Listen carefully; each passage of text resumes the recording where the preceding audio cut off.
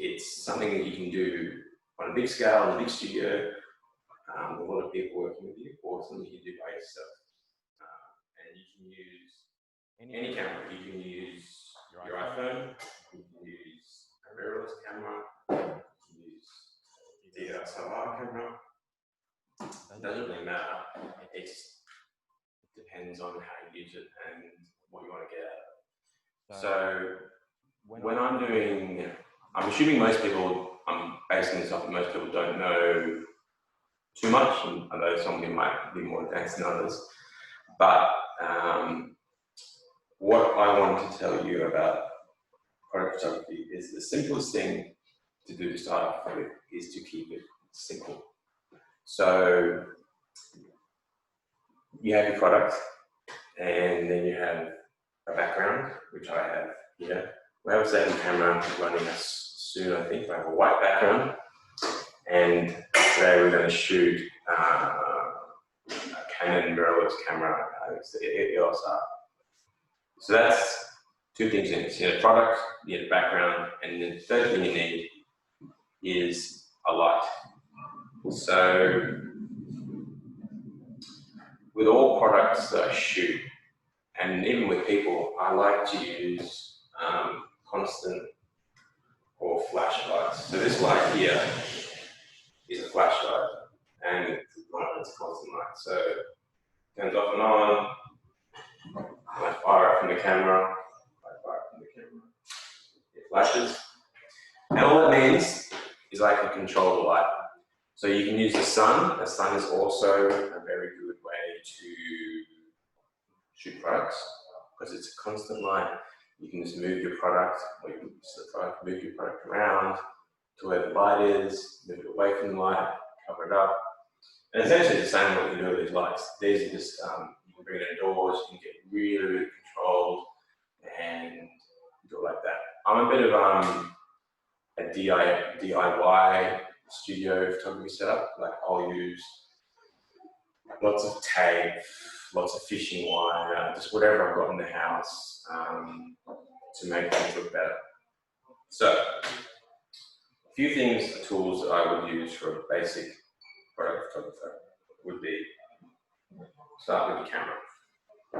So I shoot all my product photography on a macro lens, which is, I get that there. Essentially something you can go close to the camera. This is 105 mil, and I use 50 mil as well. So essentially I can go pretty much super close and far away, depending on what I want. So if you have other lenses like this one here, which is a 24-70, which basically is a wide and zoom thing together, that's a good place to start. If you have one, then I think I mentioned that, you know, probably the ideal range of a lens is somewhere between 50 and 100 mil. So that's why I have 50 and 100 mil. So that's the main thing you'll need, because when you're shooting a product, you want to get the overall shot, and you want to get some details of the product as well. So you don't just have one shot to use for your Instagram, your social media, or your website. So if you don't have one, you should see if you can get a macro lens, because it will make your life shooting products so much easier. Now cameras, not too fast what camera you have. I use Nikon at the moment. I use DSLR because I think it's mirrorless. It's just a 750D, and the reason why I use this over a big medium format or a Sony with like 70 megapixels is because I shoot so much. I don't want to keep all those files on my computer because it takes up too much space. So something like this is great. And I guess again, something like the phone is also good as well because you can do so much of it. Once you understand light and what you're doing, you can sort of integrate the two of them. And you don't have to go around and buy a $10,000 camera. So those are the two things you do. So it's a simple 24 megapixel camera, macro lens. That's where I start. And then the only other camera bits and pieces I use when I'm shooting product photography is I use a wider lens. And notice how all my lenses are prime lenses. This one here is actually George's. I know this one. zoom. But for all products, I like to use prime lenses, which basically means they're not zoomed, they're fixed. So this one's a 35mm, and it's just for things if I want to get above something and do like a flat layer of products here and looking down. It means I can get a bit wider, but I have to stand on a ladder with, say, 100mm or 50mm. So that's quite good. So I use that in between shoots. And then the last one I use is this lens. And this is like an odd lens that not many people would have, but it's a wide angle. So it's a 15mm lens. It's manual, so it's not autofocus.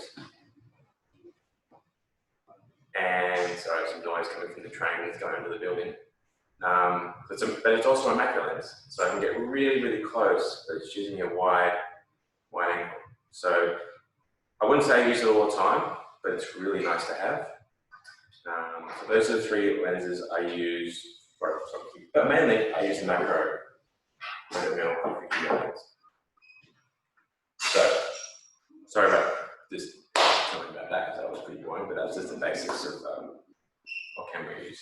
So today, I know you can't see, I'm going to keep crouch here because the camera's not tilted up that high. So today we're going to shoot the Canon R, and the idea, what we're going to do over the next 2 days, because we're doing an advanced workshop tomorrow, is we're going to make a little, let's say, commercial ad, photo, promo for their new camera, which is the Canon EOS R5. They wouldn't give it to us, so we're going to do it with this, and we'll fudge it with a bit of Photoshop at the end. So essentially, once we get our second camera running on over there, you'll be able to see what I'm doing. Until that is going, I'll just go through a few more bits and pieces when I'm shooting products. So, first of all, you get your product, make sure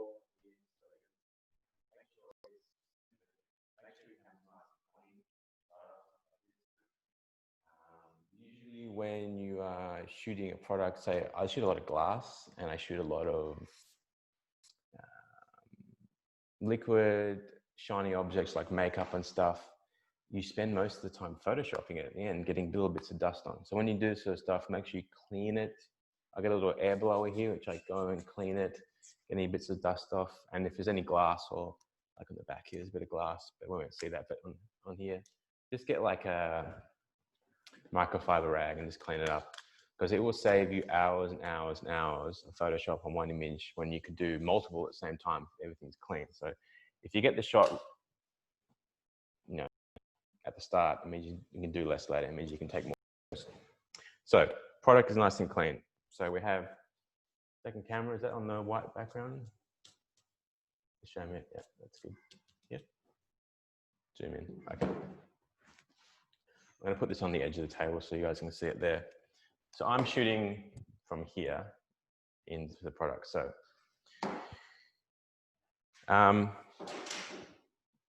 throughout this workshop, if you want to ask a question, I'll, like now, if anyone wants to ask a question, just put your mic on and ask one. And then I'll ask a few questions and then I'll keep on going. But rather than stopping every 2 minutes to ask a question, we'll see how this goes by asking it just in like a group. So if anybody wants to ask a question now, go ahead, or even introduce yourselves, because I don't know everyone here because I can't see all the names. But if you want to ask anything, just yeah, ask it now, and otherwise I'll keep going. So, no one? Good. That's how I like it. So we've got our product in place. We're using a nice white background. I can stand. I'm going to tilt that camera up a bit so I can stand. I like standing. It's good standing. I'm walking around. There we go. That's good. So I've got a white background and a black background. I've got the white one because white is basically where people start when they're shooting products for their website. It's very simple. It's very clean. You can cut your image out on the computer and detach it, or you can, it's just a simple way to start. I got black too because it's almost as simple as white, but you can make it a bit more sexy, a bit more moody. The second thing we need is our camera. We've got that. And usually when I shoot product photography, we'll run out of camera for a second. Usually when I shoot product photography, I use a tripod, which is, you can use any old tripod. something, I like to use small light ones because I'm always going to location for a lot of my shoots, especially with like alcohol. I'm usually at a bar or at a restaurant, and even if I'm just shooting like makeup or products like that, I could be at a studio, so I don't want to carry around a big heavy tripod. So, and for the purposes of using a tripod, it's basically because you'll it slows you down, which is not always good. But for the purpose of this, we'll be making minute movements on moving the product around, and locking the camera off on the tripod means if we miss something and we try to make it better by moving the product, we've got that photo as well. Whereas if I'm just going like this, going, oh, bang, bang, bang, bang, bang, bang, bang, shooting like this, you'll get some good shots, but then you go back and go, oh, why didn't we just have it on a tripod and move it slowly? It would look a lot better. So it depends on what you're doing. So if you go into like, let's say a cafe who has some coffee and some coffee mugs that they want to put on social media, by all means, just go in and just shoot, because you're only there for like 5-10 minutes, or you should be anyway, and then you're done. Whereas if they go, here's a coffee bag, here's some of our mugs, see what you can do with them. We want something interesting that we can put on Instagram. Then using a tripod or doing both is quite good. So, tripod on. This is a Suri tripod, which is a carbon fiber one, so that's why it's quite light, which is good. It's got a ball head, which is like this, which is like very simple to move your thing. We will shoot this, because Instagram is usually square, we're just going to shoot this as horizontal and we'll crop it later on. So you can see me there, that's cool. So basically I'm just going to lower, and a lot of thing about getting ready for product photography is thinking about what you're going to do kind of beforehand, thinking about what gear you might need. And then when you get there, it's never going to be what you think or what you need, but at least you set up half the way, because you'll find you're going with an idea, you'll try to do it, it might not work, so you'll try something else, or you might need another piece of gear or something. So I'm going to set this up pretty simple. Everything I want it nice and level, which is simple to do. Put this up here. I'm going to turn the camera on. I'm going to get back a little bit, because this is 100 mil. I might have to get back a little bit further than normal. Probably should get the 50 mil out, but I don't know where it is. So, got my camera, got my lens, now I need light. So the light coming from behind the product, which you can see is the video light, but yep, that's good. So we could use that for our product photography. It's a constant light, it's not a flash, but that's kind of mimics the sun, and it's got a softbox on it, which makes the light softer. But I'll explain the difference in lighting later on. So for today, I'm going to use this light here, which is a Profoto battery powered light, which is very light, which I use all the time. That's a big, thank you.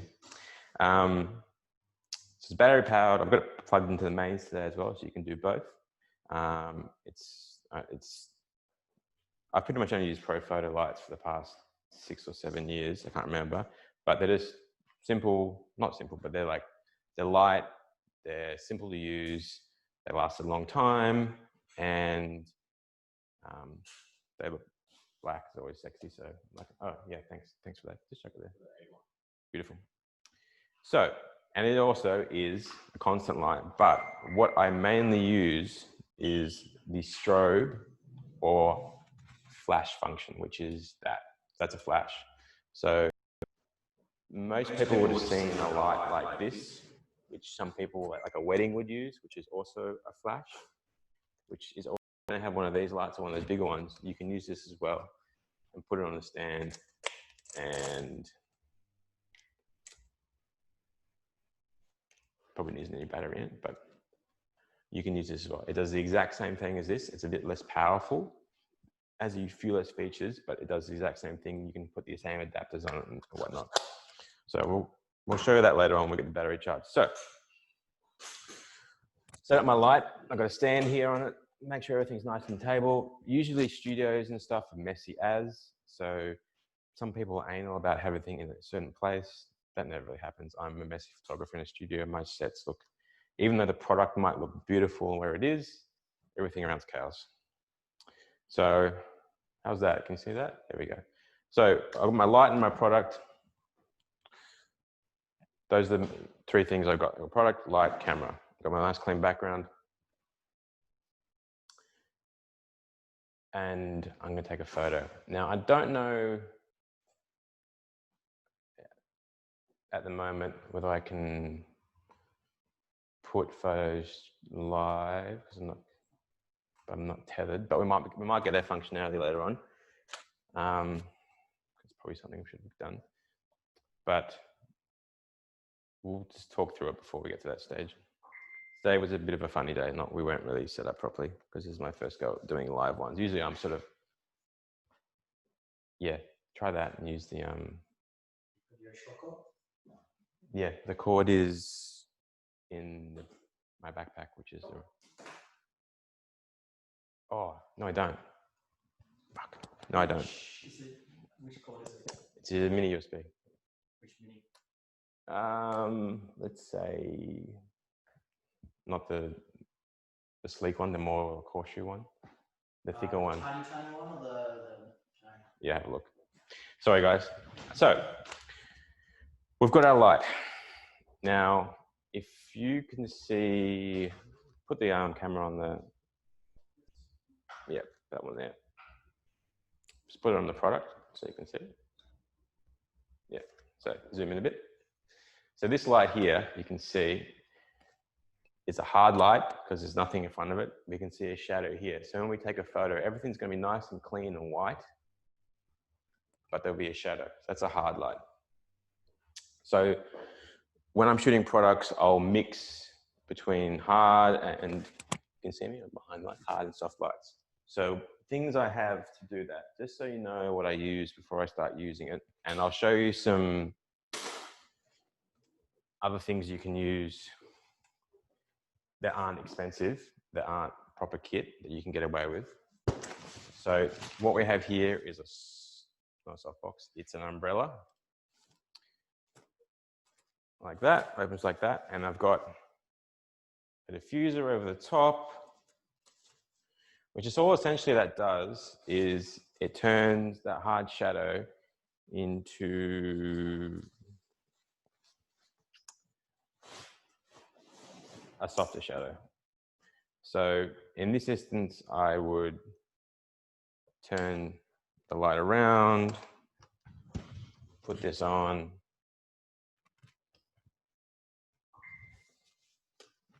and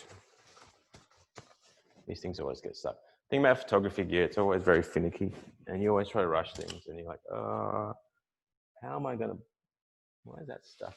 I wonder what. But if you rush things too much, you end up breaking something. So it's always good to not rush things when you're putting gear together, because you can cause that. So there we go. Big light, nice and soft. So I'm just going to tilt this towards the product, and once we get the live stream for the photos and the camera working, I'll put them up. But if we go, where's the other camera? He hasn't got it on. Anyway, so essentially what now this is done, sorry about the interruption with the live camera. What this does is basically softens the shadow. There's still a shadow there, but it's a lot softer. So if you don't have a softbox, all you do is have a light. You have a flash like this, or you have a lamp, or a light from Bunnings. One thing you can do to DIY a softbox is go to your local art store, and I get my cardboard and stuff. I go to art stores all the time, like colored. I use so much colored cardboard when I'm shooting stuff. This is just tracing paper. So essentially all I'm going to do is put the tracing paper in front of my hard light like that. And that basically makes a softbox or an umbrella. So if you don't have the money or don't have the time to go out and get one for your light, you can use precious paper, which is very good, which we'll use later on. You do need something to hang it off with some clothes pegs, but it's like you can buy like professional film grade diffusing rolls, which are quite expensive. They are nice, but tracing paper is recyclable and you can get multiple uses out of it, and it does a really good job, especially for things like glass. Really, really good. Cable. Right. So put that down. I'm going to plug this into my camera and hopefully we can get some photos showing up. That is the right cable. I'm going to take out my umbrella off and I'm going to go back to our hard light. When you're shooting products, it's important to look what other people are doing, not just like in general. Like look what advertisements were happening, look what different cafes or different bars or different hairdressers, just what people are doing, to see what's popular in terms of the way people are composing and lighting things. Because then it makes your job a little bit easier because you have a starting point on what would be interesting to people at the moment, and then you can put your spin on it. So is that going to pop in if I take a photo? Which software do you use? Use the Nikon one. I think my capture one is out of license. What's it called? Nikon. Sorry. For a second. That one. That's for product key. Fuck.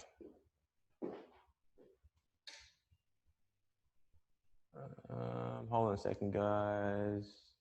I know I can do this before. That's not it. Man. Can't get it to work. You guys don't have a product key for Capture One lying around?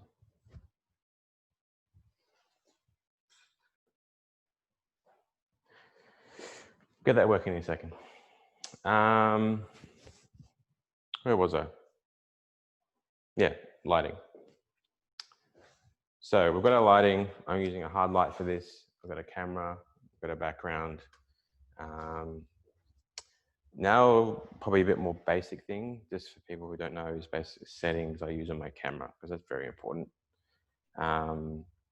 Generally, I like to use 100 ISO on my camera, which is mainly because it makes the photo less grainy. I need to zoom in on a picture, which I often do. The quality is still quite good, and the downside of using 100 ISO is that you need more light. So you need a bright sun, a bright constant light, or you need a bright flash, which goes through batteries or uses a lot of power. So that's the downside of it, but you do get a better result. And in terms of the other settings on the camera, I like to use between 5.6 and f8. And that's not like that's just where I start. When I'm shooting from the side, and then when I'm shooting from above, because I want everything to be totally in focus, I shoot f8 or 11. Just increases the depth of field. That's all we're doing. And then from the side, the 5.6 and f8. It's similar to above, but there's a little bit of depth of field going on. And then if I'm shooting something that really needs a bit more mood, or I want something a bit more out of focus, I'll drop my f-stop to 2.8 or 4. But I'd say more often than not, I will use 5.6. That's just where I start. Often I'm shooting on backgrounds and you can't actually see where the background ends. So it doesn't really matter about the depth of field. It's just about getting the product in focus. And if a client or someone says, how come you didn't get this side of my thing in focus? You'd be like, oh, damn. I should have had the aperture set right, because you can always blur it later if you want. So those are my settings. And then if you're using available light, your shutter speed will change depending on how bright it is.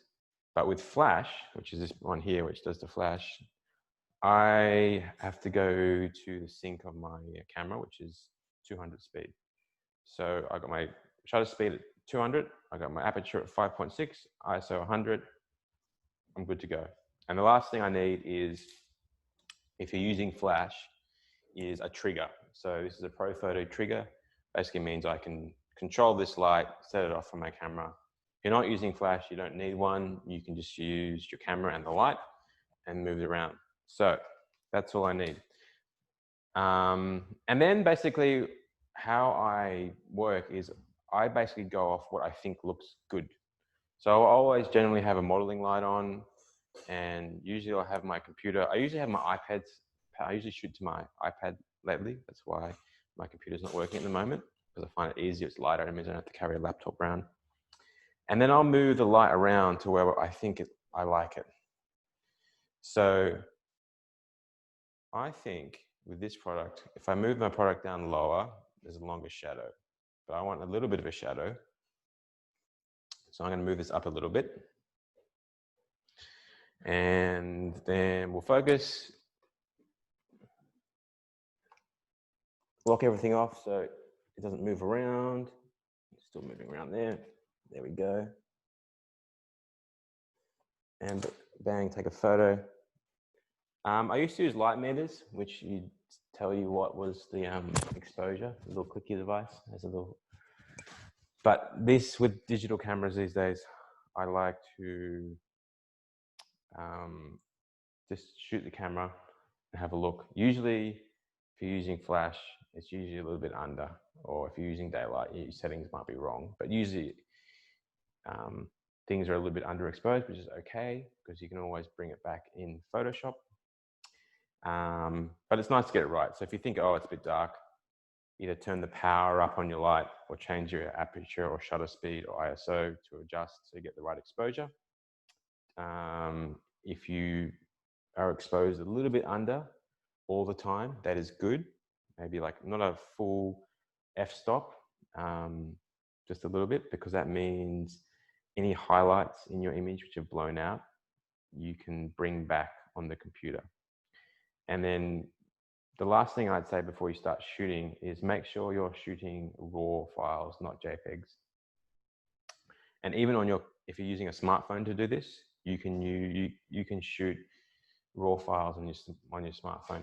All that means is basically a raw file is like, you know, in the old days we had negatives and you took it into the dark room and you could adjust the lightness and darkness of a picture. That's exactly the same. So we're almost ready to have live photos. So on my iPhone, I've downloaded there's heaps of apps you can do it, but I downloaded an app which allows me to shoot raw exactly like my camera. So often I'll use my phone with my camera just to get something during the shoot that I know I couldn't get on the camera at the same time. And if you don't have a camera, a smartphone is a really good way to do it. You can get tripods for your camera. You can get stands. You can also get lights for your camera. So this is a Pro Photo light. This one got a battery in it? I don't know. Might not. Anyway, we're not very well charged this morning, so this is a small little light LED which can work with your phone. So once we get that charged, we'll show you that later on. So yeah, so we've got everything set up. I'm going to take a photo. We're going to see it. We're going to test this to see how it works. Let me know if I've got something coming through. And can they unmic? Everyone can see it. That's good. All right.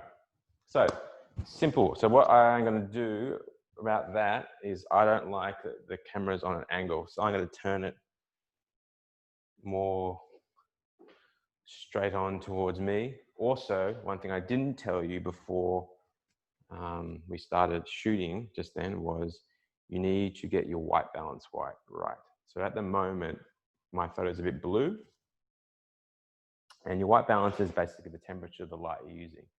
So sun and flash are kind of similar. They're around 5500. They can vary on the type of flash or where you're standing in the sun. Sun can sometimes be a bit warmer than, like in the afternoon, it's warmer than it is in the morning. Also, if you're using tungsten lights, which are the yellow lights you have in house, that's the name of a yellow light or a fluorescent light. So fluorescent come out green, tungsten comes out yellow, flash and daylight come out blue. So at the moment, we've got our white balance set on, let's have a look what we've got. It's set on daylight, so we're using flash. So I'm going to change my shot to setting to the automated flash setting. We're going to take a shot, have a look, and that's a lot cleaner. It's a lot more neutral. Big studio photographers and will have things called like gray cards or color charts, which they put next to the product, kind of like the old slappy thing before a movie starts. And they'll take one shot before they start shooting, and then when they edit the photos later on, they'll click the color adjustment tool in Photoshop to this special chart thing or gray card, which makes your balance perfect for the situation you're in. But because we don't have that much time in our lives anymore, I just want to get shit done. Put the setting on what you think it is or close enough. And then if you're shooting a raw file later on, you can make those final adjustments on your photo. You should be pretty close if you get it in the ballpark of, say, it's a flash or sunny or cloudy or even auto is usually pretty close. You might have to change it a little bit, but essentially what we're asking is a nice neutral, clean color cast, which is what we have. So I can see a nice picture there. I'm going to, now that's straight on, simple. If we were going to shoot this for a website and you're going to put it into a shop, the only thing I'd probably change or do is if I can find a piece of white cardboard. Here we go. This is where the DIY part comes in, because you don't necessarily need expensive reflectors and stuff all the time if you don't have them. So essentially, I'm going to take this piece of white cardboard, or that's the white paper, and what I've turned this into now is put that on the product. So this is white, and I also have. Guys, can we go back off this screen? Camera for a sec. I'm grab something out of my bag. I carry this everywhere. This is just tracing paper, right? The paper that my tracing paper came in. This is a piece of black. I'd call this, what would you call this? You call this black, kind of like a suede-y, scrunchy material. But it is it's not a reflector, it's the opposite. So it captures light. So a reflector would reflect light back into my product or my shadow, and this will kill the light. So this is used, black is used for when you're shooting darker things, a bit more moody. Something like this is quite good. But for the purposes of today, I'm going to use this ripped piece of paper, because this is usually the sort of stuff I use. And I'm just going to grab this stand, and we're going to, which is any old stand. If you have anything, sorry, come over here. I use these all the time. They're called a C stand. Oh, the camera's gone. It is basically a stand with a cross section. You can get tripods which have cross sections, but essentially this is very good for just hanging stuff on. If you can make something that is a cross section like this, you can hang a piece of whatever. It could be paper, it could be a reflector, it could be fishing wire where you're hanging your product off. But I'm just going to clamp it on. You can use, what's another good thing you can use? You can use tape, gaffer tape. Gaffer tape and blue tack are one of the things I use a lot, just because sometimes you need to stick things down product photography, when you get really into like finicky stuff, you just need little bits and pieces. Like when you're not just running into a store or somewhere just to shoot their product really quickly, it takes a little while to get things organized. So this is going to actually block you guys, which is here. So essentially all I'm going to do with this is I'm going to move it into the product, but not into the shot. And then just put that camera on me so I can talk to them. That's fine. Because I can see the camera there. I'm going to lower it a little bit, just so it's kind of flush with the white paper. I'm going to move it in. Make sure my focus is on the Canon logo, and I'm going to shoot. I think a long cord. Okay, and then I'm just going to make sure my product is centered, because there's a bit of center there, and shoot. Now the difference between what we had before is the shadow is a lot softer. So that's kind of good. If this is going to go into a website if you're going to buy a new Canon from George's, they could easily deep etch this and put this onto their shop on their website. But to make it even easier for them, I'm going to change. Oh, don't want to break that. Make sure everything's tight when you're playing with this stuff, because you don't want to have to replace stuff. What I'm going to do is I'm going to put this diffuser on, which is my umbrella. Again, you could use anything. This is just the thing I picked up first.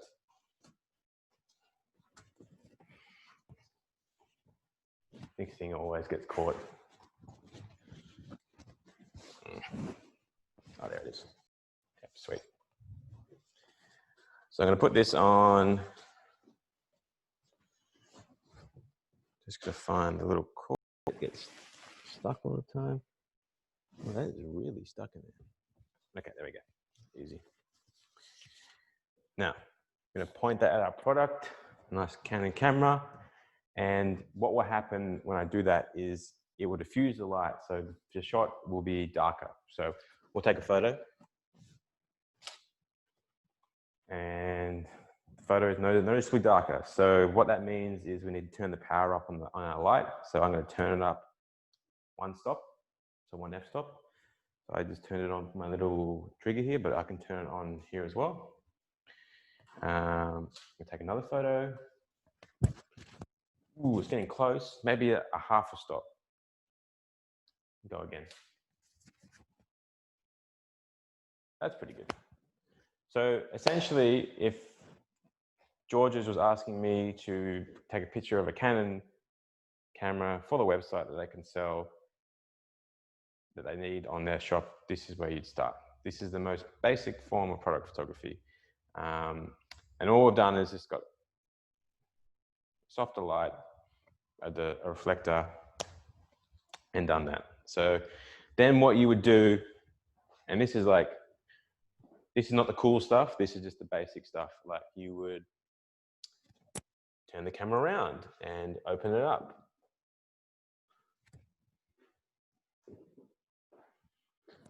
And go, okay, it looks kind of good. Let's have a look in the camera and go, well, we need to move it around a little bit, center it up.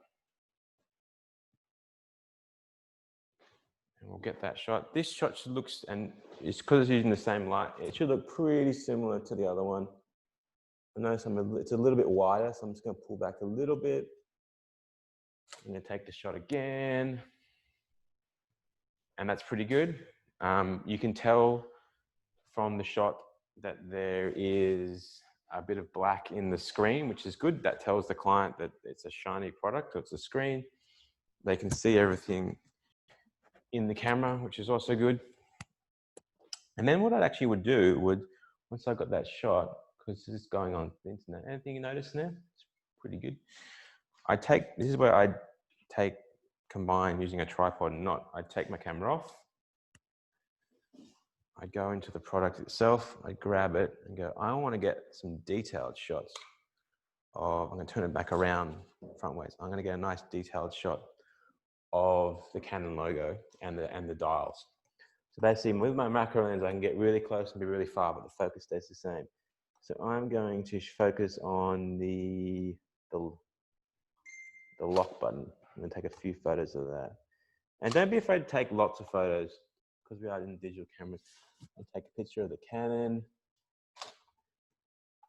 Yep, and that's kind of cool. I'm going to go from above. I'm going to take a picture of the dials. Some of these photos, you like when I'm doing this sort of stuff, I know I won't use all of them, but there'll be one or two which will just, yeah, that's not bad. It's a bit dark because I was blocking the light, so I might turn the light up a little bit. I just turned up a bit. And then I'm going to go down again. I might get really close on this. That's kind of good. Yeah, I'm going to get even closer because everybody likes some detail. I'm going to go on that record button. And the mode button. There we go, some details. And then I'm going to change my lens. And I'm going to put this 35mm lens on because it's a bit wider. And I'm going to go from above. You can do this with a tripod, but I'll show you actually before I do that. I'll take a photo and I'll show you. So I'm going to take cords caught there. So I'm going to go from above. I'm going to change my f-stop to f8 because I want, actually we'll go to f11 because I want the top of the product all the way down to the bottom of the paper to be in focus. For different products, it can be different, but depending on how high it is. So, and I'm going to keep it there. Because I have a wider lens, doesn't mean I have to get as far back or as close in. It's on f11. It's a bit dark. So I need to turn the power up 2 stops. I'm going to move my reflector in a little bit so it gets rid of that shadow. I'm just going to move my light around a little bit. Don't be afraid to always move your stuff around when you're getting in the way or just like slightly adjusting to make it better. And it's always good to look at the back of your camera and see what you've done, or look on your computer if you're tethered, see what you've done to make any adjustments, because then you don't get back to the computer later on and be editing it. Oh, I missed something. So,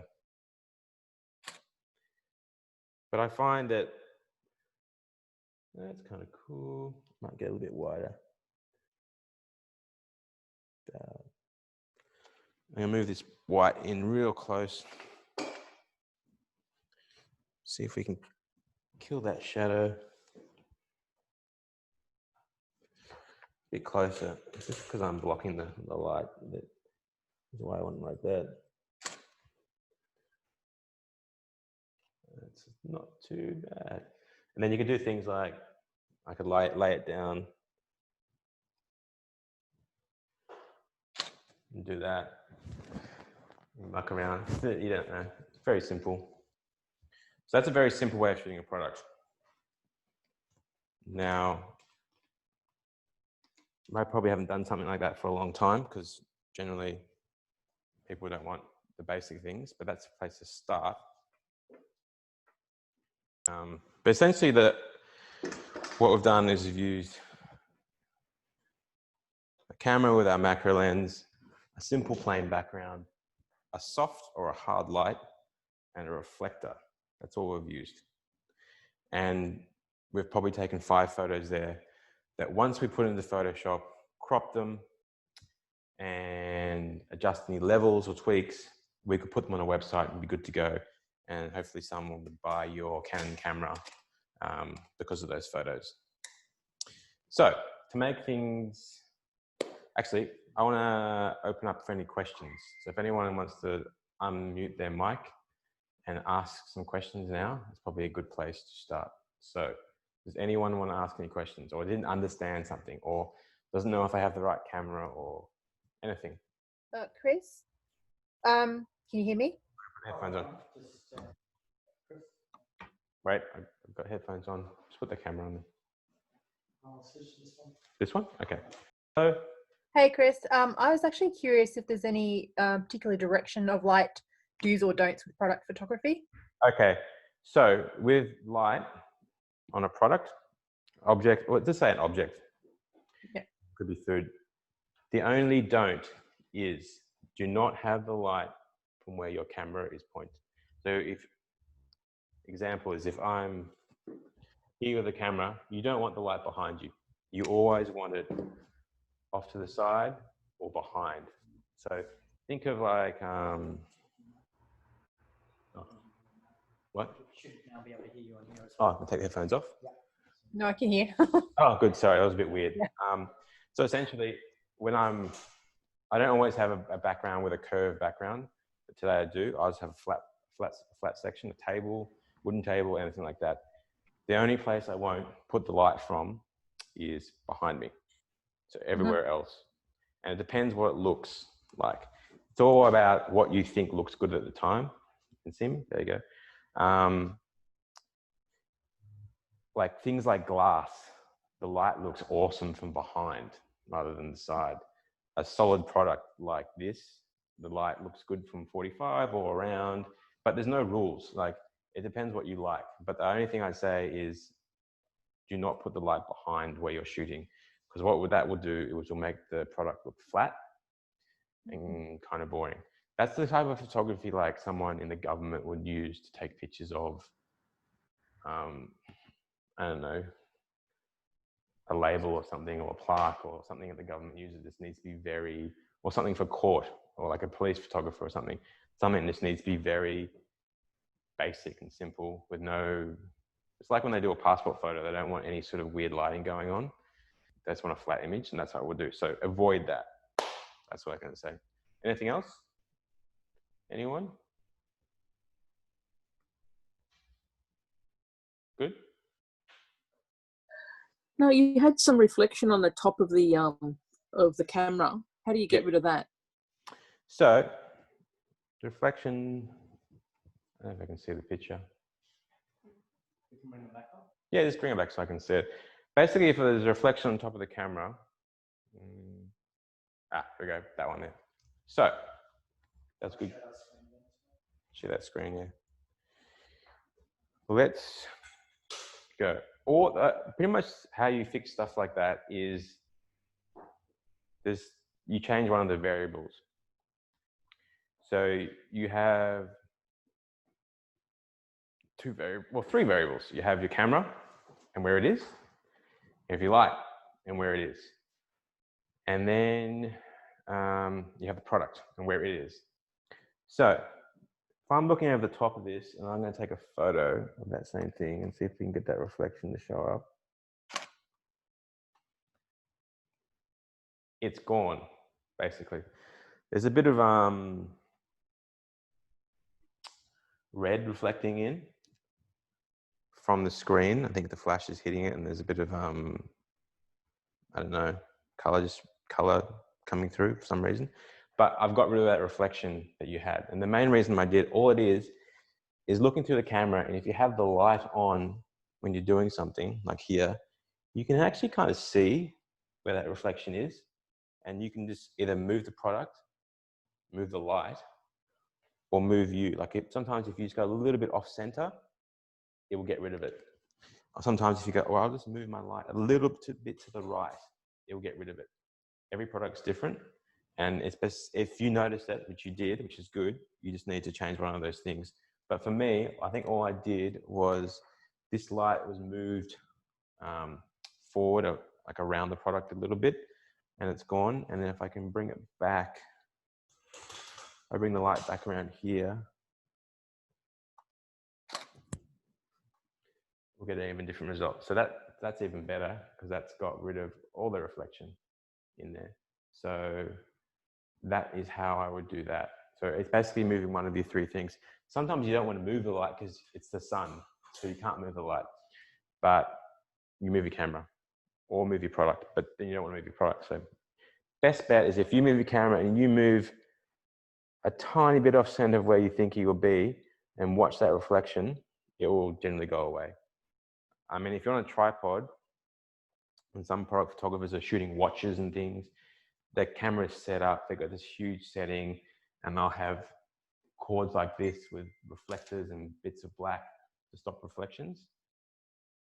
that's when you're taking a day to shoot one thing and you want to get this shot how you want it and you don't want anything to get in the way of doing it and you're like crazy pedantic. But if you, simple is just to move, and if you can't get rid of it like that, we have the backup of Photoshop at the end where you can get rid of it. So there are a few ways. I use all of them, depending on what I'm doing, how much time I have, and if it's worth doing.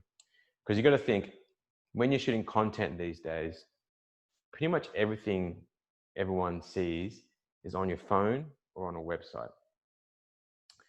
And that is very small. It's like the biggest it would be like a postcard size. Most of the time it's on your phone. So something really, really small, you have to always think, is it worth doing for what I'm doing, and is anyone going to notice? And if something really major, yes, do it. But sometimes I'll find myself wasting time on Photoshop, fussing over things that aren't worth it. And I used to do it all the time, and I'd be really unproductive with my computer time. I like to spend less time, if possible, on the computer, because you can spend lots of time. You're probably better off taking photos and spending too much time on the computer, because you'll end up getting better at taking photos and having to spend less time on the computer. So that's probably a long-winded answer to that question. Anything else? Anything about gear or type of lights or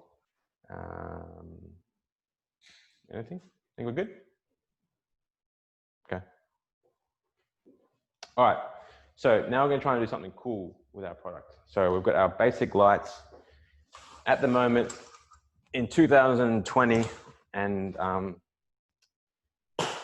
with product photography, the trend is hard light. So either the sun or a hard bulb like this. And people, the reason why is because people like the shadow. They like the hard edge shadow. So what we're going to do is, how we're going to do this, I'm going to find the best shadow for this product. It's going to turn around a little bit. Essentially what I want to do is have a nice hard shadow, but I don't want the shadow to, oh yeah, sorry, move that out of the way. Put that camera back on the product. Where are we? We're there, we're there. Okay. So I'm going to raise this up a little bit, basically because I want the shadow to be closer to the product. And what we're going to do is, can you bring a picture of my screen on the computer? Just go into Bridge. Okay, that's a shoot I did last night, so that's something else. What I'm looking for is, here we go. So I shot this for a cover a week or so ago for Good Food. Is that going to show up? One. So it was a produce box of a fancy restaurant, and essentially I have the same settings I'm using now. The shadow's going a different way, but that's what I mean about a nice hard shadow. It's quite contemporary, it's quite punchy, it's very in. You can use this on any product at the moment. People will think you're awesome because like you're so hip and trendy. In a couple of years, this might go out of fashion, but at the moment it is. So it's always good to keep an eye on that sort of things. And you can do that by looking online, online magazines, people's Instagrams, restaurants, bars. I hate to say influencers sometimes against this, but anything that you can see online that you think, oh, that's a trend, maybe I should start doing that. If you start doing that, you will get people noticing your stuff more than if you weren't. Yes, you can come up with stuff on your own and it can be good, but a good place to start is not copying, but seeing what other people are doing. I mean, the reality of it is everything in photography has been copied before, so it doesn't really matter. It's just about how you interpret it and how you show your viewers what you want to show.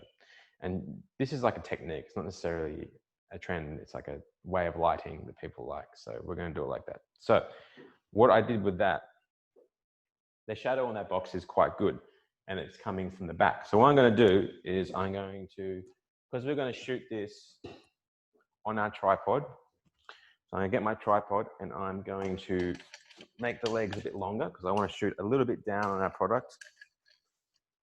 And I want to make this start looking a bit cooler than just a boring camera. So I'm going to look a bit down and get my camera. And just going to lock it off. I could hold the handheld, but for the purpose of me running around this studio, this makes it easier.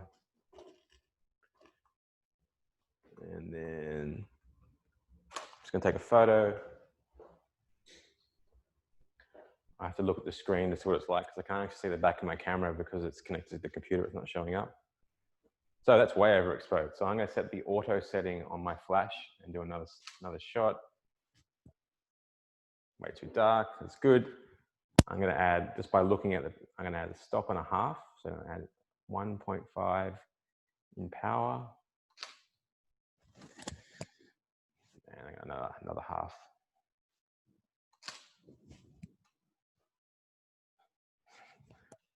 My mic scratching.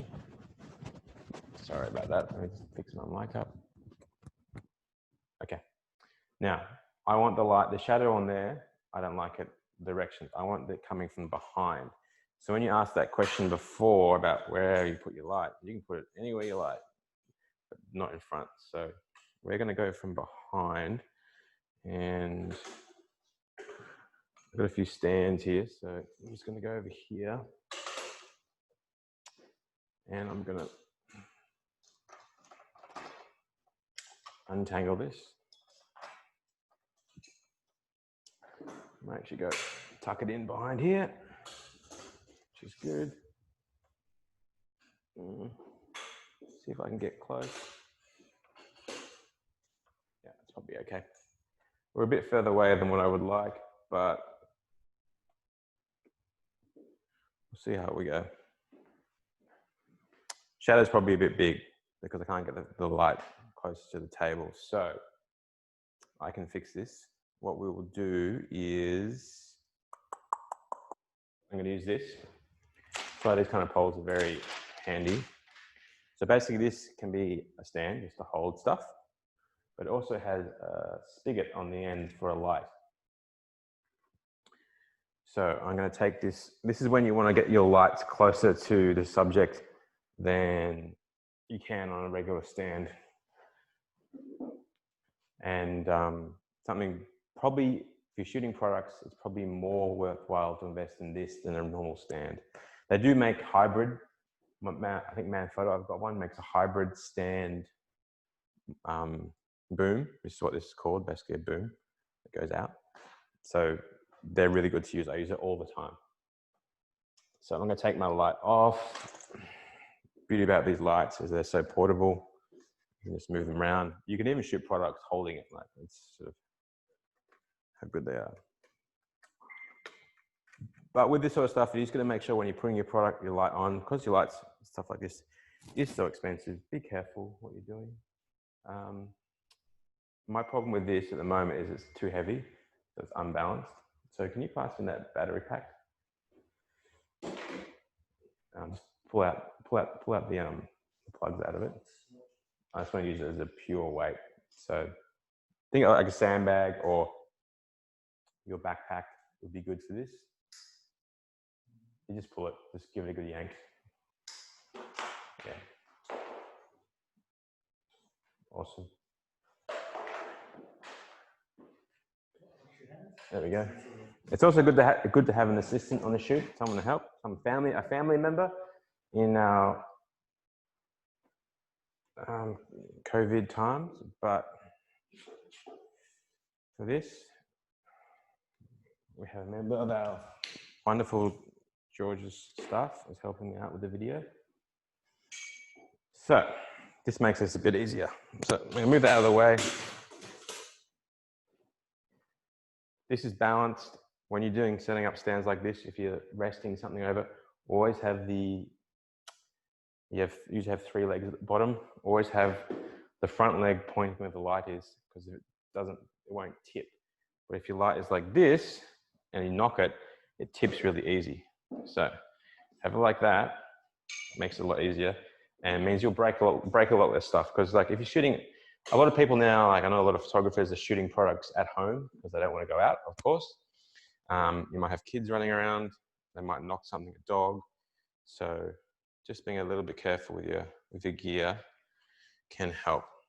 So these sort of stands have lots of little adjustments. I'm just going to turn my thing around like that. I'm going to angle it at the product. I'm going to come around this way. There's my product there. We're going to push it in a little bit. Just making sure everything, oops, that was me. I reckon I can get a little bit closer.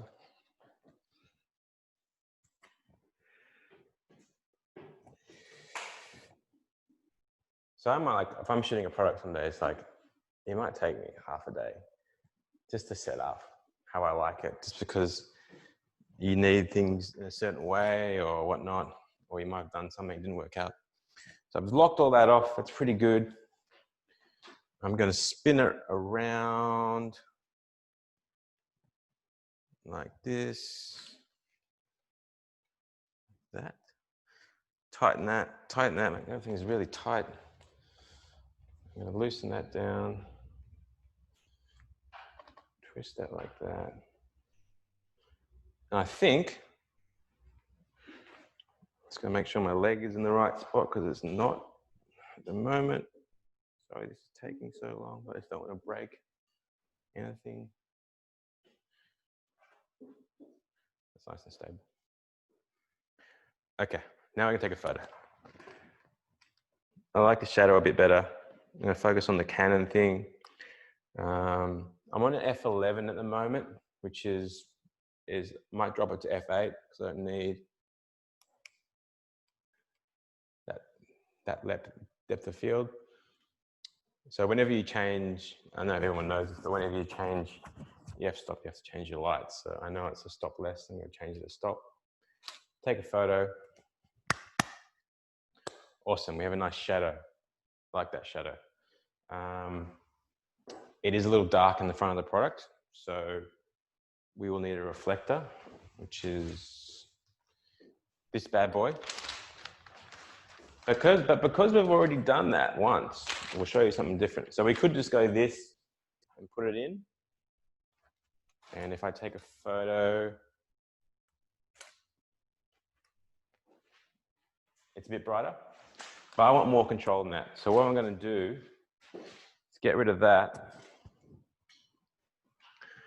I'm going to grab another light.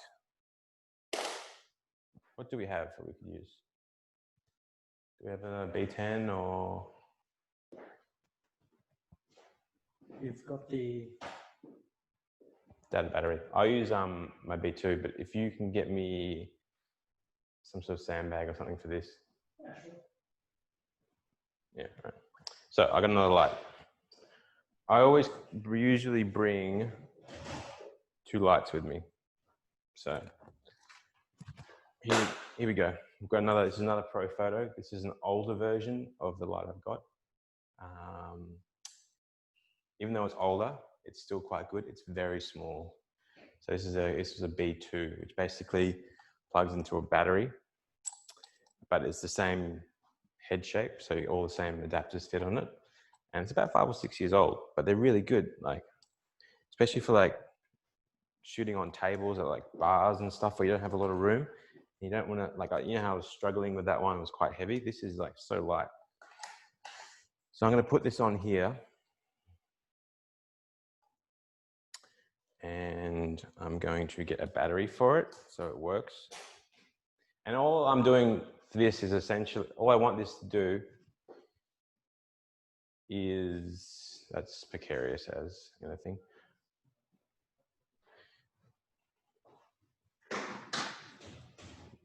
All I want this to do is basically light up a little bit of our product. So I'm plugging it in, it's connected to my camera like the other flash. I'm going to turn it on. As it's an older version, it doesn't have a white LED, so you can see the difference. There it is there. I'm going to turn it off for the light off, but it still works. Yeah, that's all. That's awesome. But what this means, I can control what I'm doing, whereas with the reflector, it is good, but you have less control. So I know that this is going to be too bright to start off with, so I'm going to put it down to its minimum setting, and I'm going to take a shot. I don't know what it's going to do, but I'm going to take a shot. There we go. All right, now we're going to turn it up a bit. I'm going to turn it up 2 f-stops. Most of the stuff now I do by eye, because I just have an understanding of where I should be. So 2 f-stops, bang. Should be pretty close. Let's look at the shot. Not bad. Maybe a half more. Because I still want the shadow to be there, but I want to see some detail on the product, especially the front of the product. And you can always dodge and burn in Photoshop later on. Yeah, that's pretty good. And then I'm just going to straighten this a little bit. Perfect. All right. So that's where I started. So if we go back to the food box, which is back in Bridge, from the old shoot I did, we're kind of in a similar sort of spot. The only difference is in that shot, the product is turned a bit, so we'll just turn it a bit. And now we have something similar. So this sort of shot, this is more interesting than where we started. It's got a shadow, you can see the product, and then you can do things with this later on. You can adjust the darkness and the lightness. But I'm going to show you one more thing in Bridge.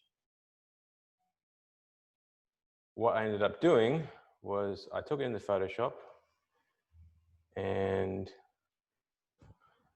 I made a grid of the same shot, and then Good Food turned this into a cover last week. They put the title over it, and it was about, you know, a restaurant selling lots of produce boxes. So basically I've taken initially a boring object, and use some simple but creative contemporary sort of light at the moment, and taken a nice clean photo. And then in Photoshop, I thought what I could do with it to make it more interesting, because it's just in a white background and they need something that will work on Instagram and on a printed magazine. And this is what I come up with. So it's as simple as that, to take a real simple white background product photo with a light, with no reflector, no softboxes or anything like that, and your camera, and get a good shot. I didn't need to have 2 lights on this. You could definitely use a piece of white paper, but I just like having a second light because this gives you more control. So I'll just get out of this. So you can go back out of this. Escape. Go back to Zoom. I think everyone can hear me. So, do you want to put, yeah, of course, so technical issue, we just need to put a hard drive in because we're recording this. Battery, oh, it's battery. And can you, I want to see if anyone wants to ask any questions about what we've just done.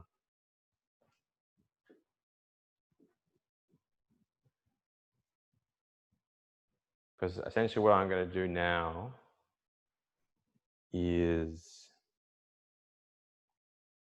I might open up one of the files in Photoshop just to show how easy it is to get your photo onto Instagram, or just get it ready. So is anybody, before I do that, has anyone got any questions about what we just did? But essentially what we did was a very, very, very basic photography setup with 1 light and then 2 lights or a reflector with the camera tripod plain background. So if anyone has any questions, if you're shooting products, this is a perfect place to start. It's just simple, and you can get stuff put online or on Instagram straight away because it's a very simple way to do it. So if anyone, any questions? Anyone? Everyone's very quiet today. Is it good? Okay. All right. So I'm going to go over to the computer and I'll open up a picture. So maybe put that camera just on me talking. I'll flip this one around. Right. Let's Maybe just go onto the screen view. just share desktop, so it's just sharing whatever you open. Okay, so I'm sharing a desktop and this is our picture here. It's in Capture One, which is a capture product, photo capturing product, which is what all the professionals use. Put over there. The lighting's not great. Oh, It's all right. where's the ISO on this? And we're good. So, essentially what I'm going to do is I'm going to open up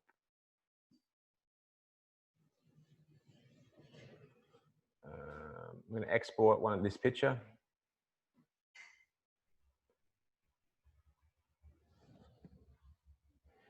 I'm looking at it. It looks pretty good. Like it's pretty clean. The shadow's kind of where I want it. So it's a raw file, but I don't really think I need to change much. So I'm just going to export it. And where did you send these photos to? Just to capture. Yeah, but where they stored? Just the actual. Wherever you store them. Great. Bear with me for a second, guys. You should be able to just jump in capture and just open it from open a Photoshop file from there. Yeah, very good. Easiest.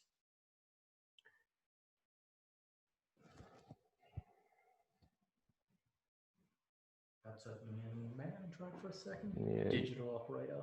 Digital operator. That's why you guys have these. So just control click on one of the images, for example. So the last one. And yeah, and then you should just be open with. Yeah, okay, thanks. All right, I'm going to open this in Photoshop. Is that the one we want? That wasn't the one we wanted. We'll go back. We'll see if we can find them. That's the one we want. Okay, here we go. So, first thing, I'm just going to check this in focus. Yes, it is. Perfect. The white balance at the moment is pretty close. It says 6700. I'm going to drop it a little bit just because I can see on my screen it's a little bit warm. It's a bit more neutral. I'm going to look at the shadows and just do the slider and just see where was a good spot. Probably where it is. I think we actually exposed it pretty well. So the things I usually would change would be exposure, the highlights. If there's something blown out, I'd change that slider around. But yeah, it's pretty good where it is. And the shadows I changed. That's kind of what I really change. Some people like to use clarity, which is a form of sharpening. I don't like using it too much because it can make your image look a bit fake. So I'm just going to put a little bit on, and then it's going to open it up. One thing, before I'll go back to where we were. I'll go open with, just so you guys can get this. This is just to do with, it's kind of like white balance, but for computers. So it's a color profile. So pretty much the majority of the world either uses an Android or a Apple device. And what Apple did, I don't know how long ago, was they were pushing a color profile. So at the moment, most people use sRGB, which is super RGB, or they use an old school Adobe RGB color profile. Basically, that means if someone else looks at it on their screen, it's not going to look green because you did it on your screen at a different color profile. But it gets confusing, but if you, for me, I assume that most people who's going to look at my work are going to look at it on an iPhone. So I go down to here and I pick my color space, which was called, and you can see there's the Adobe RGB. Most people use the sRGB one, but I like to use the display P3, which is the one that Apple uses. And I know that when I send, because I often just get my photos on the computer, edit them, and send them straight to my phone, and then upload them. So I know that they'll look good. Basically, my screen at home looks exactly the same as my phone. There's no changes. So I know that someone else on the other side of the world has their Apple phone. It's going to look the same. There will be a little bit of difference with Android, different makers of phones, but the P3 is a very good place to start. So I'm going to start there, and I open that file. So we'll go back to Photoshop. So that's just something to remember. So P3 display, and you can find that when you're opening the raw file. It's also important to have that set up in your color settings, which I have here, which is in edit color settings and P3. So I've got that there. It's just, once you've done it, you forget about it and you don't think about it again. But if you don't have that set up, set it up. So, that dinging, my phone's going off. I had to turn it off. Sorry about that. So I'm going to look at my photo. I want to give it a little bit of contrast. So you can do this in Photoshop by just using some levels or some curves. Sometimes I use that. I like to use a filter program because it's subtle and you can mimic. I like to mimic film, like old school film sort of looks. So I've got a program called Exposure X5, and it's a plugin. It costs about 150 bucks. I use it all the time. It just gives me a chance to get different looks on my photos if I'm bored of looking at the same thing or I want a different style. I basically want a punchy film, color film. So I'm going to take this Velvia, which is an old film that people used to shoot a lot of products and film and food, especially on, because the colors are rich and the contrast is sharp. So if you can see the before and after, it's quite punchy. The black's a little blacker than I'd like. So I'm just going to, like in Photoshop, it has slider bars. So I'm just going to slide that up. That's nice and punchy. I can see a little bit of green tint in my photo. So I'm going to put a bit of a hair of magenta in. And that green is because the filter has green in it. And that's good. That's done. That's pretty much all I do a lot of the time with products. If it's a simple product, you don't actually have to do much to it in Photoshop. And then to mimic what I did with that cover before, I'm going to image, and I'm going to make my canvas size really big. So at the moment we're 50 centimeters by 34. I'm going to make 120 by, let's go 70. Oh no, wait. We'll go 70 by 120.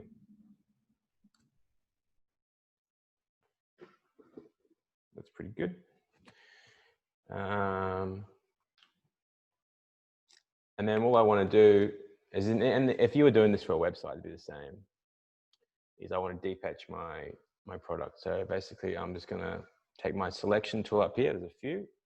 New Photoshop has object selection, which is great for pro photographers because you select it and then you select your object and then the computer thinks. Oh, it's really thinking this morning. There's a lot going on. Can I lose camera just for 30 seconds? Whilst we get another Okay. one?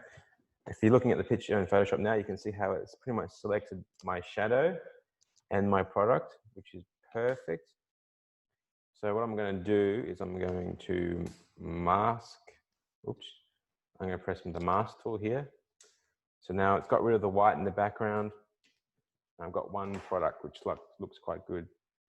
I'm going to make a new layer. So this is kind of ready for a website to go on, basically. You could, you know, if they ask for a defaced, this is what I do. But I'm going to put a new white layer on the background. taking a little while because I've got such a big file. Actually, I'll make the file a bit smaller. So that's a huge file. It's a 300 megabyte file. Let's make it a 100 megabyte file. Remember, everything ends up going quite small, so you don't need these huge files. I always start huge and then go small, like with my camera. So, right, all right. So now that we've got that on a layer, I'm gonna move it around. I'm gonna make it a little smaller. So I go Apple Command T, which is transform. I'm gonna transform, I'm gonna make my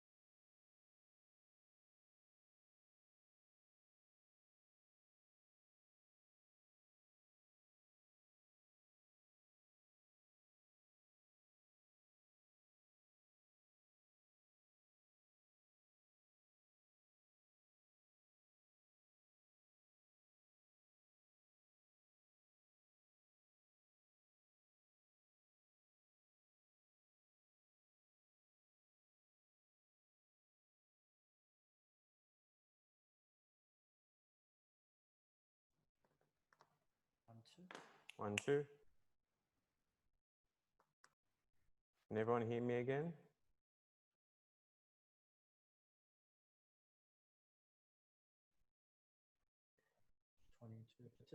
Everyone can hear me?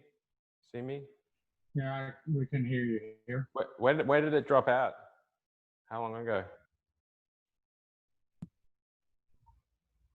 When you were starting to edit the file on the big canvas and masking. Okay, beautiful. Okay, sorry about that. The internet, I think I had too many people using the Wi-Fi and it dropped out. So we're on me, and where is share screen? Where are we? Any questions before I keep going? I know everyone's been pretty quiet this morning. I'm sure some of you might have something that you want to ask in terms of something technical or something that you didn't understand fully. Probably now is a good time to do that. While everything's, the computer stuff is charging up. I can't think. Try to be. Hi, my name's Ruth. I was wondering when you were doing the, I think because the volume dropped out, Yeah. you didn't really give an explanation. So you were kind of correcting all the edge around the shadow. Can you just give a little bit of explanation around that, please? Yep. Okay. So the reason why I was fixing the shadow edge is because when let's say we deep etched or we cut our product off the white background for the purpose I was using it for, it was quite a hard cut because I used the selection tool, but it didn't look real. I wanted like how it was, but I still wanted to be able to move my object in Photoshop. So essentially what I did was I created a mask from our cut, which is basically, what's it called? It's like painting in with black and white what you want and what you don't want. So basically I painted back in with the paintbrush in Photoshop along the edge of that mask, and it brought back the pixels that I'd cut out before, but only a little bit, not the whole image, just the edges. Whereas the edges around the camera are still hard and crisp, because the camera is a hard and crisp object. So that's all I was doing then. That's a very simple thing that you can do.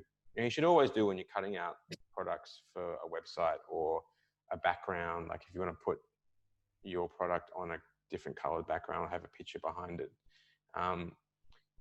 you'll cut your image out with a mask. You'll put it on a different color. So if I put this now on a black background or a colored background, there will be little bits of white around the edge of the product. So you'll have to go in with your mask tool and adjust that and just paint them in or out.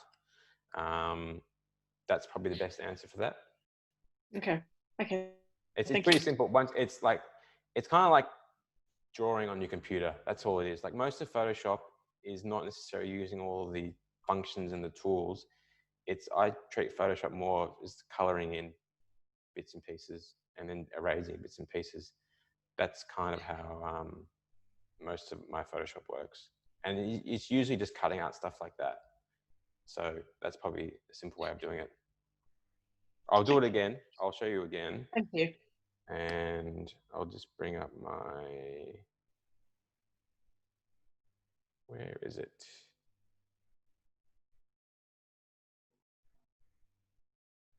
Can't find it. Help.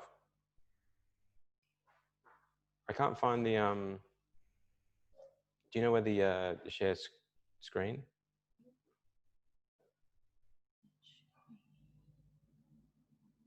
Go get what's in there. Video settings, VR, where is it? It was a simple button. I saw it press it before. Yeah. Go grab it. Where's the share screen button? I lost it. I was thinking about this last night before I was going to bed. It's just there. They can't see the screen. People can see it? Okay, all right. So that should be on your desktop right now. Let's stop it and just start it again. Make sure it's your whole screen. Okay, share. Oh, so it's just sharing whatever this is. Okay, all right, we're back, guys. Sorry about that. It was just a bit of a dumb moment by me. So I'm back in Photoshop. Need to make this a little smaller so I can see it. So here's my mask that I made around my object. And then you can see how it's selected out. It's cut it in quite sharp, which is good. But then here, it's nice and soft because this is the original shadow on the paper. You can see that there. And all I've done is taken my brush tool, which is this one up here, and it has a soft feathered edge. and I've gone around on my mask and put it in. But if I go black, if I change the mask to black here, it deletes it. But if I go back to white, it brings it back. So that's all a mask is just painting in and out. Simple way to do it. I use it all the time. I think that it gets a bit tricky at first when you do it because you think it's a bit clunky. The more you do it, the better you get. Practice always makes perfect. And if you need some help from the computer, Photoshop does have one way to help you when you're making a mask. Is you go to select up here, and then you go select mask, and it shows you where your mask is, and you can actually adjust your edges. So forget about the radius and this bit up at the top. Forget about that. Forget about that. All you want to focus on is these 4 things here. So smooth will basically smooth the edge out if it's got little, if it's rough.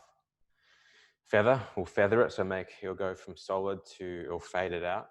So make it's kind of like a different softening. Contrast will harden your edge. If you have soft, the way you cut it out was soft, it will make it harder. And then shift edge will contract or expand the size of your mask. So I'll show you by putting on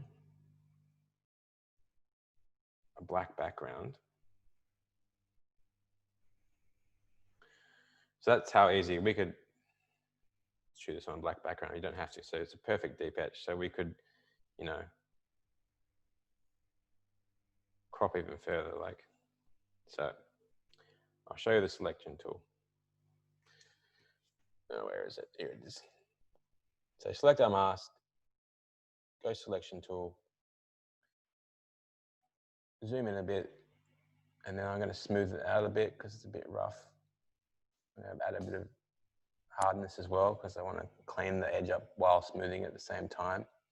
And then I'm going to shift the edge into the minus, which will contract or shrink the actual size of what we're doing. So we'll just we'll take a snippet off the edge and you can see how the selections come in, and you move it out, it goes out, move it in, it goes in. So that's a way of controlling your selection and doing it quite automated rather than having to manually paint in and out.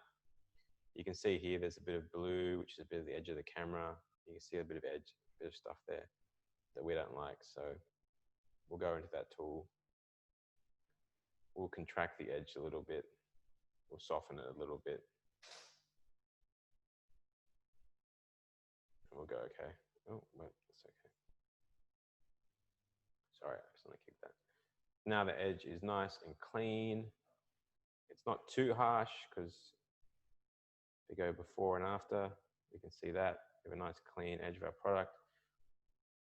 If we wanted to do it on black, I'd get rid of all the shadow and we just have this nice looking product on black. I'll probably show you that, but I'll do white first. So I'm going to go white, I'm going to go bang. We'll make a white layer as well as a black layer. Oops, that's black. A lot of product photography does revolve, when you start getting into nitty gritty, you can muck around and do a lot on Photoshop because sometimes there's things you can't do in real life that you can do on Photoshop that helps. So it's good to know some basic things to help you. So I'm going to go to my layers because what I want to do is I want to duplicate. So if I go to this little cross section here and duplicate, go yes. And I'm going to drag them out. And then I want to duplicate both those layers. Duplicate. And go there. And I'm going to do it again.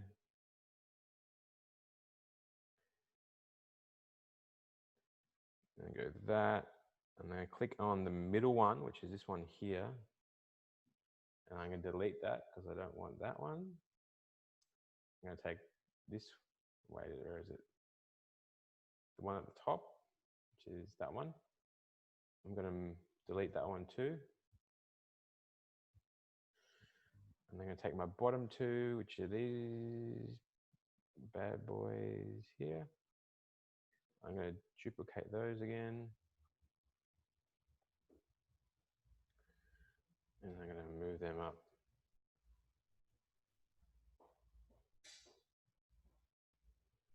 And then I'm going to get this one at the top. You might see what I'm doing, but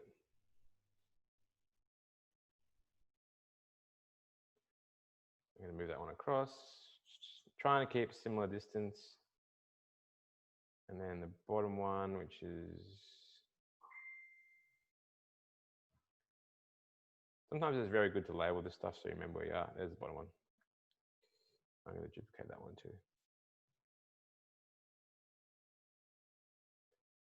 Across we go. Yep. Then I'm going to crop this. And basically all I've done is I've made the letter C for Canon. And then I'll make sure that our white is covering the whole section. That's really good. So, and then what I will do is I will get my text tool. I'm going to make a text box. I think the camera was the Canon R. Yep. And then we've got something kind of looking interesting. You know, you could use this somewhere. I want the letter to match the cameras, and so I want the shadow on the letter. So I'm going to go to drop shadow. Shadow's in the wrong direction, so there's tools over here. I'm going to change the angle so it's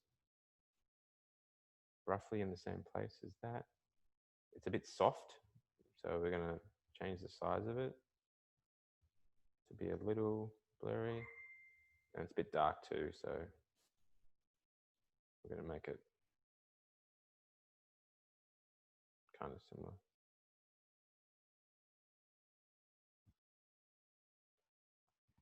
So yeah, that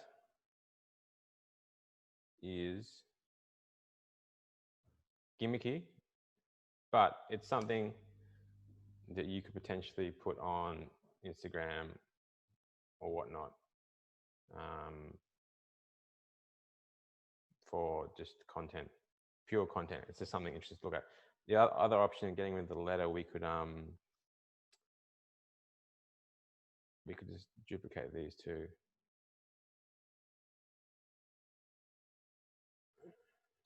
Delete, sorry. Move these down a bit and go again. And boom, boom, boom. And make a simple grid. And because Instagram is square, we could crop it.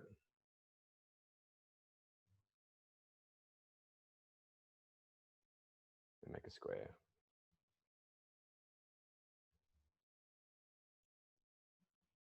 Boom. So if we blow that up, I know it's a simple little shot, and this could be any product.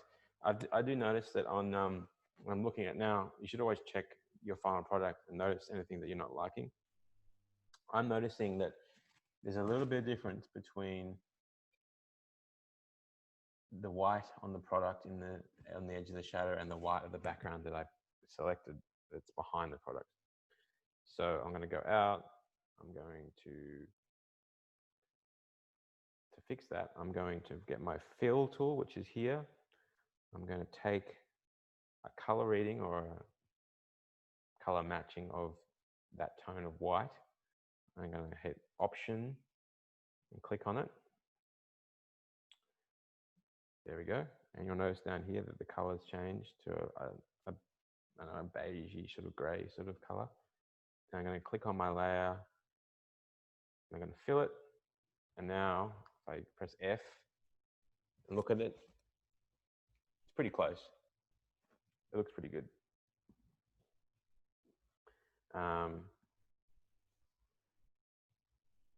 if you press Command R, you get these little bars on the side. So if you're really pedantic, you can see if everything's lined up.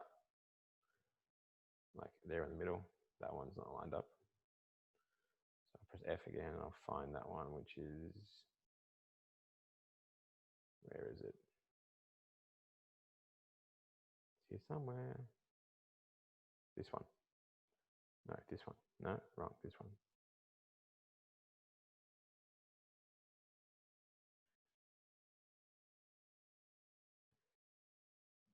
Sorry, I've lost my picture.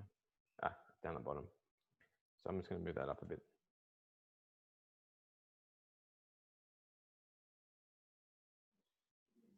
Yeah, click on it. Pretty good, and I'm pretty sure that this one down here is the same. Just click on it and drag it up. So that's cool. I'd start there. I'd probably save that now. So I always like to save when I'm doing layered things like this. I'll save it to a folder. I like to use Photoshop because it keeps the layers. And then once I've done that, so if I ever need to come back to it, I can come back to it. And then I'll save a JPEG out as well and hit save. Compression, I like to have it 8 because it keeps the file smaller. If you have the compression as big, the file's quite big. So 8 should be fine. Even though it's quite a large file, a megabyte's not that big. You can always make it smaller by going into image size and changing the pixels for what you want. But I tend to find it, it's around 4,000. Most of my photos that I send to my Instagram and my website start at around 4,000. If I need to get changed down, well, we do that, but most of the time it's fine. So I'll get my phone and we'll just airdrop it.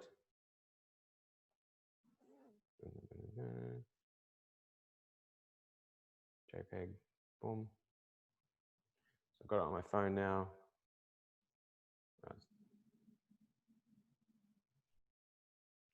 The internet is really slow today. There we go. Airdrop. All right. So got it on my phone, and I like to use apps on my phone to spice up my clients' Instagram feeds and whatnot. So there's an app on here which I reckon you should all get. I don't know how to link my phone to the screen, but I'll show you guys on the screen. So it's an app called Pixaloop. It's a free app initially, and then asks you to buy it. But like most really good apps and bits of software on the computer and plugins, they're all around $100. But all of them let you test it before you have to buy it. So this one basically is a animating still image tool. That's all it does. It animates still images. So here's my good food cover from last week, which the editors removed 2 of the boxes and put the title in on top. And then on this app, you can see it, we animated it a little bit just for something for Instagram, basically. So I'm going to go in and find our cameras. And there's our cameras, which is good. And I'm going to add some 3D motion. So again, this app's called Pixaloop. Add some 3D motion, and I'm going to add that spinny one, which is that one. I'm going to press play. And now the cameras are moving. So now you've got a video to go on Instagram or Facebook. Just fixing my microphone. So there, simple as that. I'm going to export it. I'm going to send it out 12 seconds as a square, because Instagram is square. and then export it at 1080p. You can do 4K if you want, but 1080p is good enough for the Instagram. Export it, takes a few seconds, done. And then check my photos, go to my video. We now have a moving Canon camera. So, and then you go to your client, there you go, you're done. So you've taken basically a basic photo and taken it to there, which is quite cool. That's something interesting. I'll show you guys one more thing back to this product. Remember how I had the black background, which is here? We'll do something with that. We'll make something look sexy with that. So I'm going to get rid of all these layers except one. Delete. Delete. All right. Put that in the middle. Zoom in. Go to my mask. I'm going to select the object. Sorry, I'm having trouble with my fingers today because I hurt my finger yesterday. So it's making it hard to use the trackpad. So that's not selecting. I want it to go along the edge of the camera. So that was the fully automated thing. So I'm going to go down to the second automated thing, which is quick selection tool. I'm going to click on, it's set as plus at the moment. I'm going to click, no, I want to go on minus. So it's going to make the selection smaller. And I'm just clicking. You can change the size of the paintbrush by changing the size of the paintbrush up here, the size, make it a bit smaller. The smaller you get it, the more fine it is. It has an auto snap function. So you just click and it will slowly give you an outline of your object. So it's pretty close.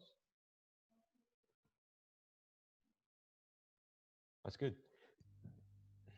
And then, because we already have an existing mask, I can't just hit the mask button again and it disappear. So I'm just going to select our selection, inverse it, and like we were before, painting away, and we'll just get the paint tool, and we'll just paint away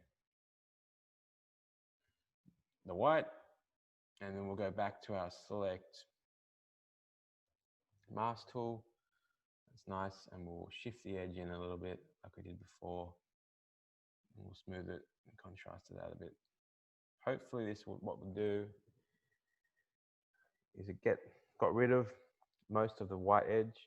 So the final step is we're going to get the paintbrush and click on your mask, and we're going to manually cut this out. There's a little bit of stuff on the edge. I'm going to get a paintbrush, probably 50% softness, and I'm just going to cut in like this, roughly along the edge. Don't have to be too pedantic because it's against black, so people aren't going to notice as they would on white if the edge wasn't that great.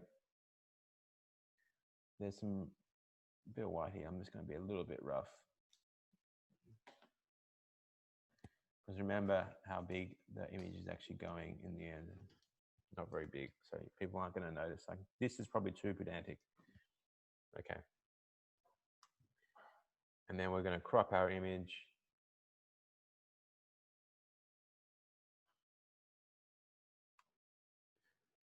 Like that. And now it's done. So you've got a nice image of a product on black. Very simple. That is probably a bit more sexy than on white in some sense, if they're trying to sell something. You can also muck around with the shading on our object. So I've got my burning tool and I've got my midtones, and I'm just going to click on my product and just darken off a few bits. Might darken some from the bottom because that's where the darkness, just so it feels like it's sitting more in the object. And it's just, so it's kind of disappearing into the bottom. And you can always go back in the history if you think you've done too much. Getting there. That's pretty good. I noticed there's a bit of green in our image, especially in the LCD, or I think it's an OLED screen. So I'm going to go to my color and saturation. I'm going to take out the cyans. You can see there was a bit of blue in there in the whole thing. So I'm going to take that out. I'm going to take the blues. See the same? There was a bit of blue in there. So I'm going to take that out. And I bet you there's probably some green in there too. No? No green. Okay. That's good. Then I'm going to go to my levels. I just want to bring up the whites a little bit. Bring blacks down a touch. Basically, all I'm doing now is adding a bit of contrast. That's pretty good. And then we'll crop this for a square as well. That's good. And what I'm going to do is I'm going to save this out. The JPEG. We'll call it different name to the other one. And then there it is. I'm going to send it to my phone again. There are different versions of animating. Like if you get really into animating, but animating a still object is probably where product photography is at the moment, because it's something different than just looking at a still object, especially when it's on your phone. There are programs like After Effects, which is an Adobe program, which works with their video program Premiere. Very complicated, like Photoshop. Takes a while to figure out what you're doing. Apple has one called Final Cut, and their animating product is called Motion. Again, it's a bit simpler than the Adobe one, but again, it's still tricky, and you have to play around with it. Very manual. It's very manual. And then you have apps on phones, which is where you get a lot of influencers or people just trying to make content and have filters and stuff like that, just to give you something different than what you normally have. A lot of it is rubbish, and you'll look at it and go, why did I use that thing? It's so tacky. But if you sift through and try lots of different apps, you'll find ones that fit what you're doing. So that's basically what I've done. So I'm going to take that black and white photo we just did, and I'm going to send it to my phone. Back to this camera, I can show them your phone screen if you like. Oh, that's good.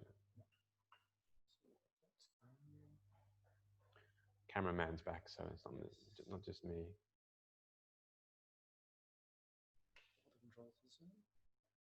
There it is, yeah.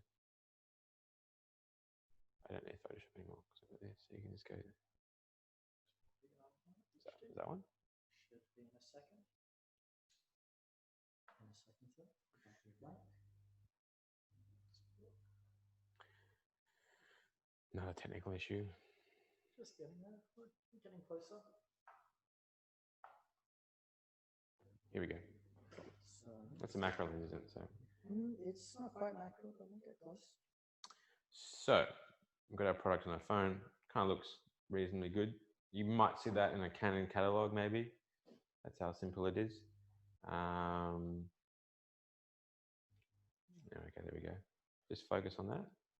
Yeah, okay, that's good. So I'm going to go back to my animation app, which is this one here. Can you focus? I'll try and keep still. Come forward a little bit. Just so that lights. There we go. So it's called Pixelloop. Oh, actually, I'll restart it because so people can see the name. That's the name of it. Pixelloop opens up. That's our white image, and I'm going to go to new project. I'm going to go to our black one. Now, before we did a 3D animation, whereas this time I'm going to do. What could we do that would make it interesting? Maybe we'll do an overlay of something. I'll keep these on play, but you can see how you'll go through and go, well, that looks a bit fake. You know, why would you have a camera being rained on? But you'll eventually find something that, you know, there's smoke around your object. So usually when I'm doing product stuff, I'll go through all this and try stuff. and that's not bad. It's a bit of like shimmering around your image. I'll just try stuff, and if I think it looks all right, I'll use it. If it doesn't look all right, I will scrap it.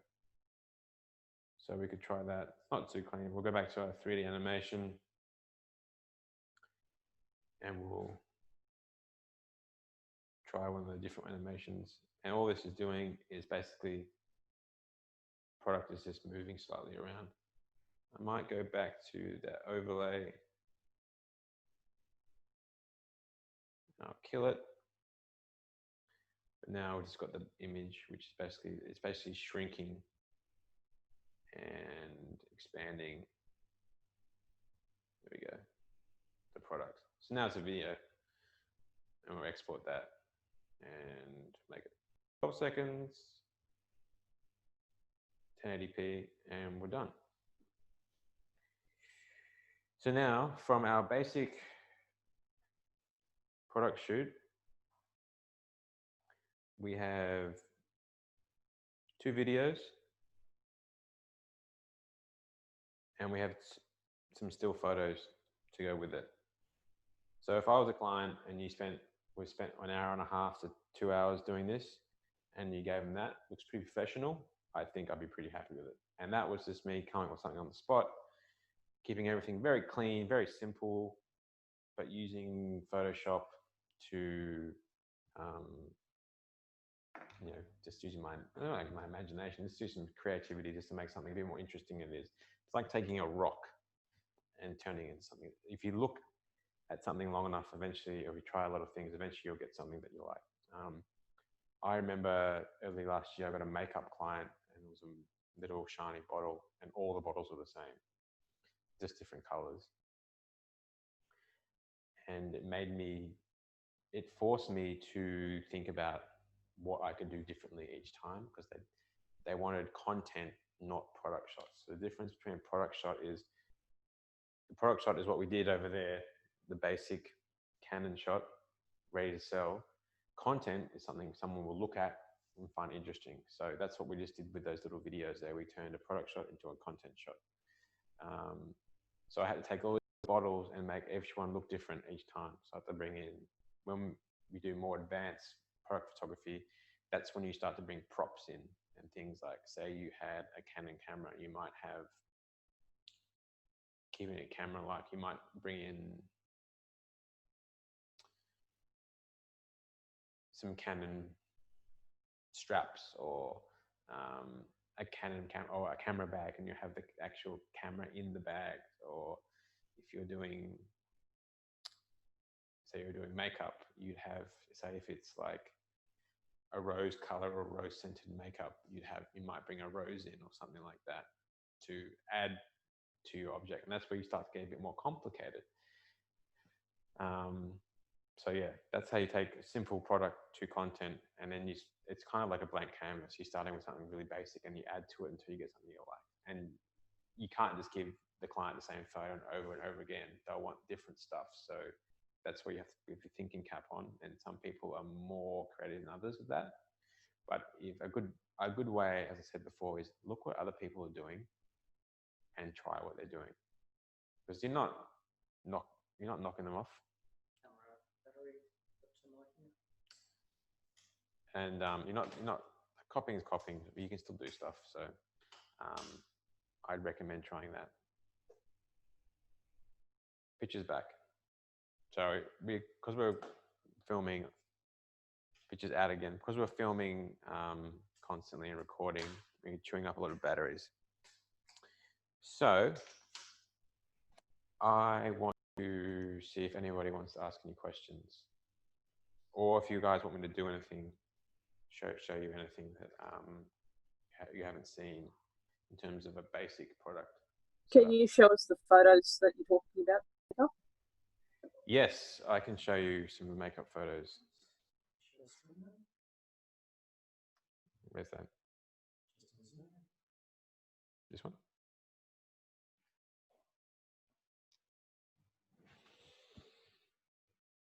Just hit share screen, and just desktop should be fine.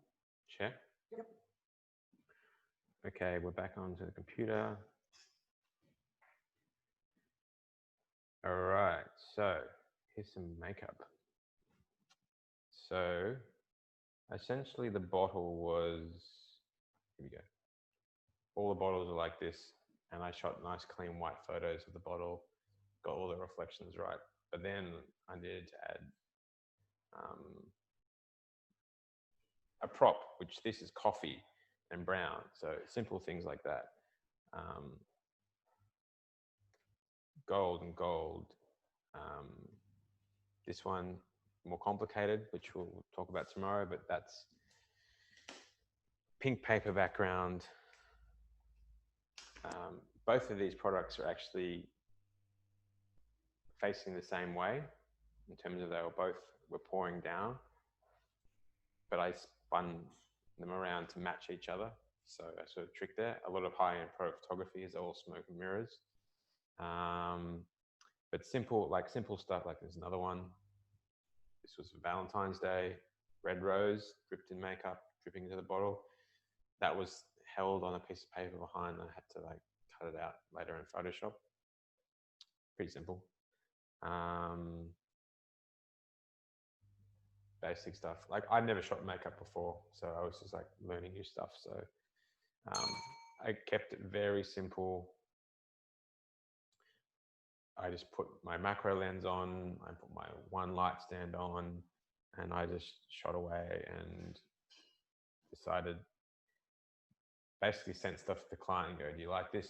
Do you not like this? And I'd go back and forth and we get yes or no, which is, some people might get offended, but I'm like, no, I just want to do what you want. Like if you don't like it, I'm just trying whatever. So like essentially I'm there to make content for you. So, you know, you're a new brand, you need content. So essentially what I was looking at like overseas brands, like what brands we're looking at. I was looking at like Chanel and those sort of things to see what they're doing, and I tried to mimic stuff that they were doing. And some stuff is good, some stuff is bad. So I'm still learning this sort of stuff here. Like a new product isn't like learning a new toy. It's like anything, you muck around, you get better at it.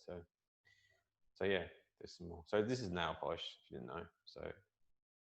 So this is the stuff that they can put on the Instagram continually. So I just have to keep making it. So yeah, any other questions? Anyone? Hi there. I was just wondering if you use a different sort of tripod for the flat lay so that you can get completely over the top. I'll show you that now. Can you turn the Cool. camera over here? I've got this microphone attached to me. How am I going to move? Sweet. Okay. Just check. We'll make sure they're probably unseen. Hello? Yep. You still hear me? Beautiful. Okay. So I'll put this microphone in my pocket, and I will. So for a lot of my food photography and product stuff, especially with food photography, I went out, or I came to George's, my local camera store, and I bought, well, first I bought this tripod, which was good, but they also, what would you call this? An extension. Horizontal arm. It's a horizontal arm. And basically, it's the same brand as this. There's the top bit. All you do is you unscrew your bore head. You put this bad boy on.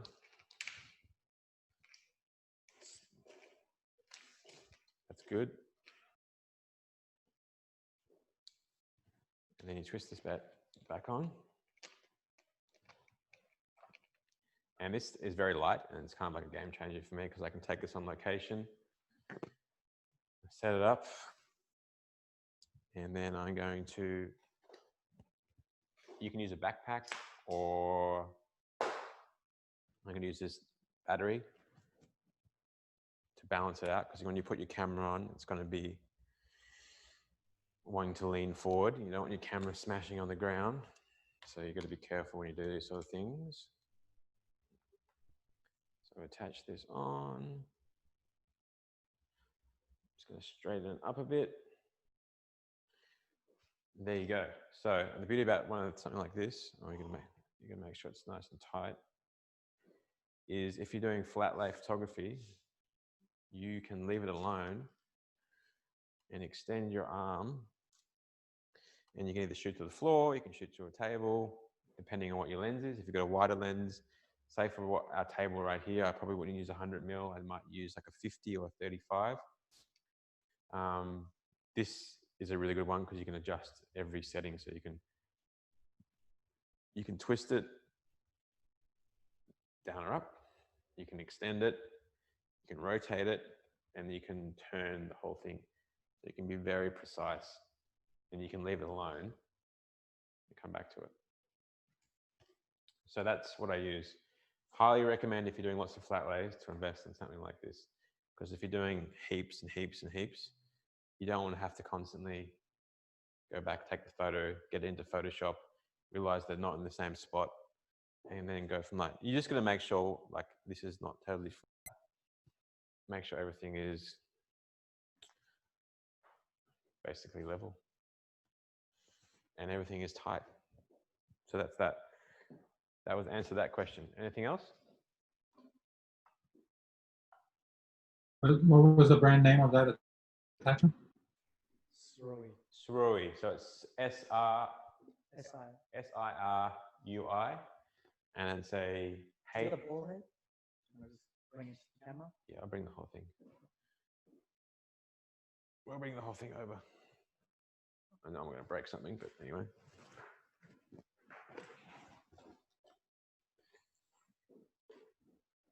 There, that's what it is. That's the extender head, and then the ball head is that there. There are different types of tripod heads. You can get twisty ones with lots of twisty bits for the axes, but the ball head is quite good. It's quite small. It's quite light. I shoot a lot of products and food and stuff, and it's fine for me. So you don't have to overkill it with the big chunky ones. So I guess, just sorry, another question. The lighting for a flat lay then, is that completely different again? no, it's basically the same. Essentially what we were doing then, the product was lying flat on the table. It's just I was shooting from the side. So the lighting on a flat lay, again, someone mentioned where not to put the light. On a flat lay, do not put the light where you're standing. Anywhere else is good. So depending on where you want your shadow, if you want any shadow, you can put your light on either side, behind, diagonally behind. Make sure you look at it and go, I like that, before you keep going. There's no like real right or wrong with that. Just put it where you think the product looks good, and that will be different with each product, and then go from there. And you can use a hard light, and you can use a soft light. So you can use tracing paper, or you can use just a bare light, and that will work. It's very important to look at what you're doing when you're taking photos, rather than trying to remember something out of a camera workshop or a textbook, because sometimes I could be telling you something and then the product is giving you something else. So you just need to look at what you're doing, and if you need to change one of the variables in your shot, which is your light or your camera or your product, change it, and then go from there. Flat lays are pretty easy. Like with a flat lay, I'd always use one light generally and a reflector. I wouldn't use two lights, because that shadow that you get from using one light gives the object form. Form is like, gives it like a bit of 3D feel. Whereas if you don't have a shadow and everything's too even, it looks quite flat and there's no depth in the image. So even on a flat way, because the idea, it is flat, but with shadows, you can make it look quite interesting. So I'd show you some simple, okay, here we go. Here's a flat lay I did for a coffee company last week. And there's actually a stop motion because it's a clock of coffee. So basically there's this different pictures, and I made it into a GIF for them. So it's coffee clock, or coffee time, yeah. So this is just one light, softbox, no reflector. Here, pass softbox. One of these softboxes. And it's just off to the side. That's it. Because I could have put it anywhere around the object, but I liked it where it was. And then I made this little animation from that. So yeah, as I said, keep your lighting simple to start off with. And then once you get more advanced, well, you think you're getting more advanced, but not. All you're doing is just changing your backgrounds. So I changed from a white to a pink. And then I'll show you something.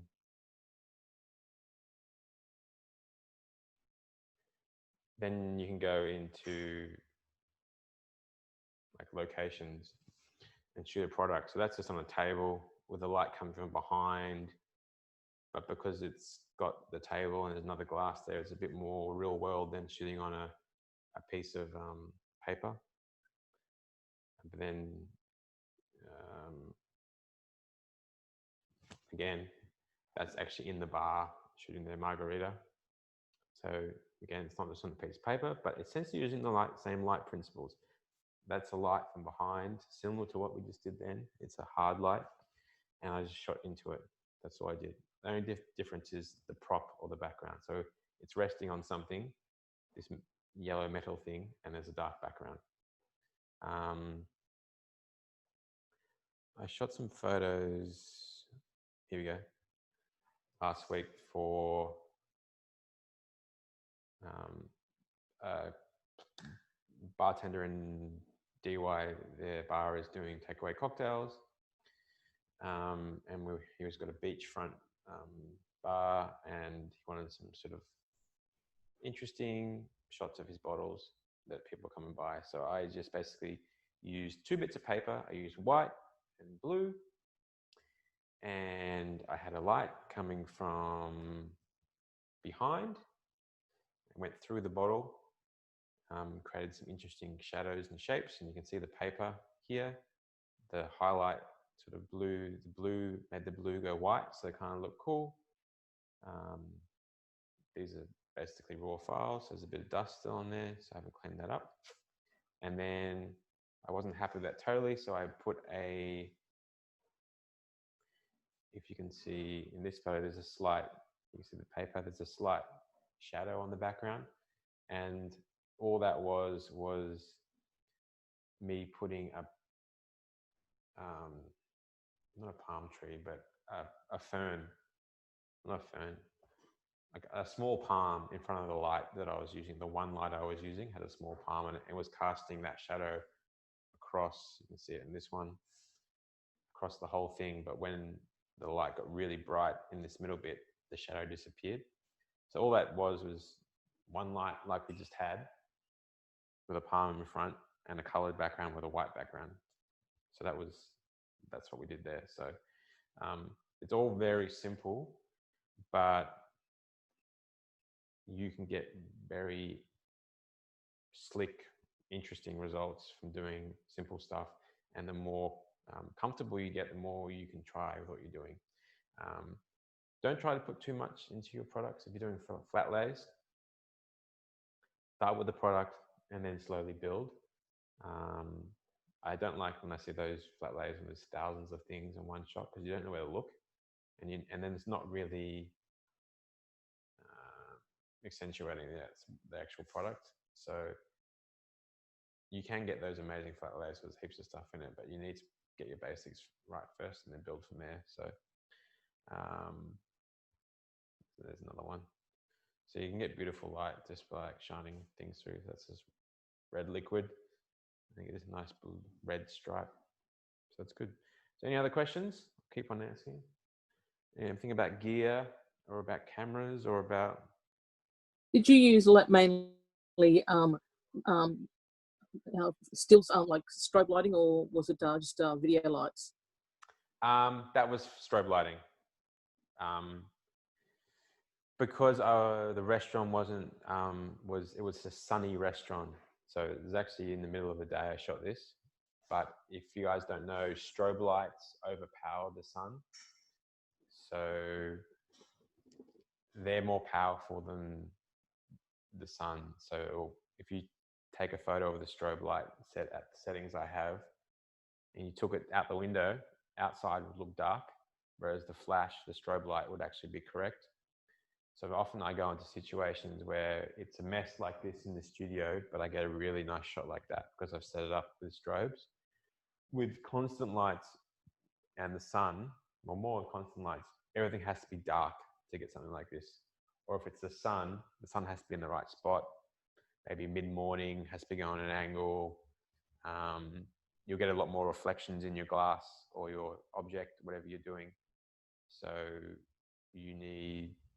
I'd recommend investing in a flash if it's a small flash head, like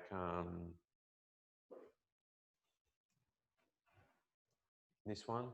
This is a Pro Photo, I think this is an A1. Yep. So it's a small version of the bigger lights. It has all the same functions. Again, you turn, is it on? No, this one's out of batteries, but it has plus and minus. You can turn it up, turn it down. You can sync it to your trigger. So you take this, a little stand, and then your tripod and your camera, and you're kind of good to go. And then you might get some tracing paper or a softbox, or a little diffuser like this, a little clip-on diffuser, and then you're pretty much good to shoot products. You don't need 50 lights yet.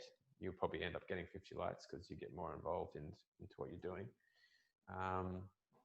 Tomorrow I'm doing an advanced workshop, so I'll show different attachments for the lights, a bit more complicated things. There are more light fixtures that you can get that I use all the time, but for purposes of simple, basic product photography, you don't need them because they're more about cutting light and making light more focused and really controlling what you're doing. So yeah, hopefully that answered that question. Any others? What Hmm? What do you mean? Color shot, or is that the one? Yeah, like color lights. Yeah. Hi, this is Tanya again. I was just wondering what Instagram accounts you love to follow and who you get inspiration from. So whenever I'm, depending on what I'm doing, so this is good. So with the makeup, first of all, I looked at the big brands and figured out what styles are happening. And then I figured out by doing some Instagram stalking who was shooting a lot of this stuff. And I found this guy in London called David Newington, I think is his name. Yeah, it's his name. And he shoots a lot of Chanel, lots of, I think Versace, all sorts of different makeup brands. And he uses the things like, he puts like snakes and all sorts of stuff, like really random stuff in his images. So that's kind of where I start. Like with cocktail photography. You got it? So you can see, I'll turn my brightness down. That's it, right? Yeah, that's him. Yep. So he's essentially done what we're doing. He's taken a very simple object and he's just very clever and uses to scroll down. Give that one with a lipstick, close up one. This one? Yeah, see? No, that one, the white one above it. Yep, the bubbles. So that's a Fishy. simple shot with probably 2 lights and some cool bubbles, but he's really, really good at what he's doing. So like, I've been teaching myself to sort of using some inspiration of him to get better at shooting makeup because I'm not that great at it and I want to get better at it. But he's for that sort of thing, he's very, very good. Like with my bar photography, I'll look at brands. I might look at top bartenders that I know and see what type of drinks they're making. And then I'll see what type of advertisements are out there. And I'll kind of mishmash the two. And that's probably with any product. If you want to know what something good to follow, it's probably look at what all their advertisements are doing. Try and find out who's shooting something and then start following them. And then you'll get lots of inspiration from what they're doing. And then again, you'll put some of yourself into it, because I can't do what other people do, like, because they're doing something like that. That makeup photography is really, really good. And, you know, I can't mimic exactly what he's doing, but I can take his ideas and expand on them myself and then get better at it. Like, that's kind of what I would do. Anything else? So what we're going to do is we're going to do some, because we have a Canon camera, we're going to do some, and we have some white paper. We are going to do some, see that? Some gel photography.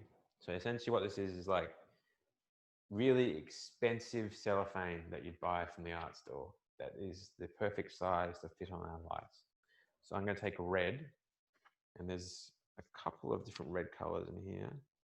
This one's called Scarlet, so that sounds pretty red to me.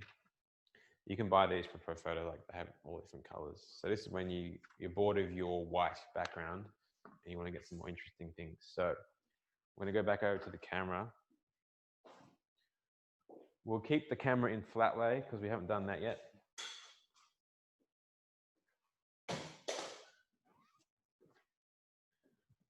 Give us a second just to move over everything.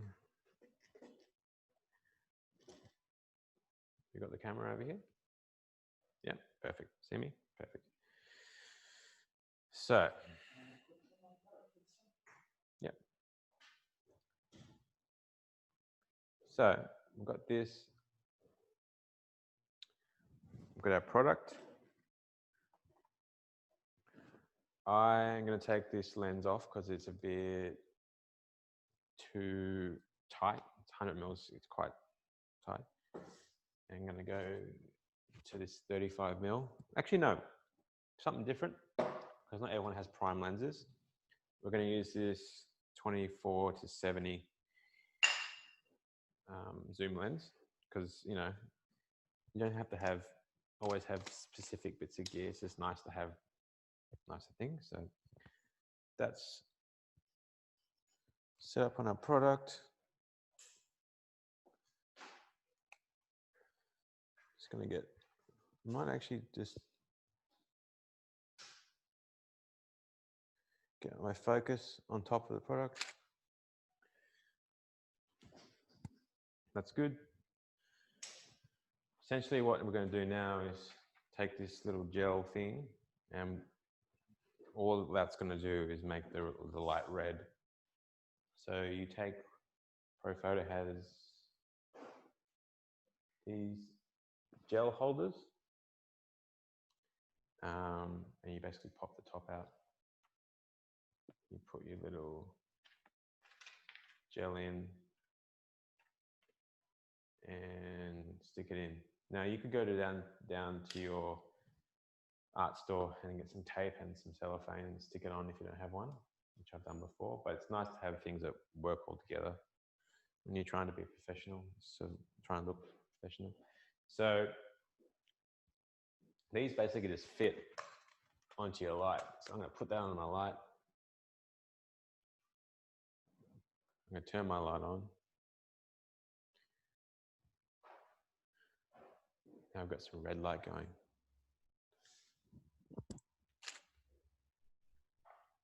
And turn this on. We got Capture One working?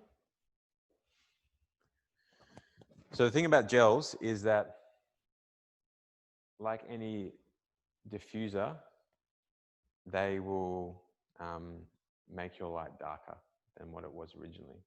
Just don't take the flash from it. Just taking a photo. So yeah, so it's quite a lot darker than where we started. This is our flat lay. So I'm going to do is I'm going to lie the camera flat. It's got a little nub on the bottom. I want to lie flat, so I'm just going to chalk it up with a Nikon thing. I'm going to move my camera in. Most cameras have flippy screens, so you can see what you're doing, but I've got the screen over there. So I'm just going to move it in. I'm going to focus. I'm going to turn my light up.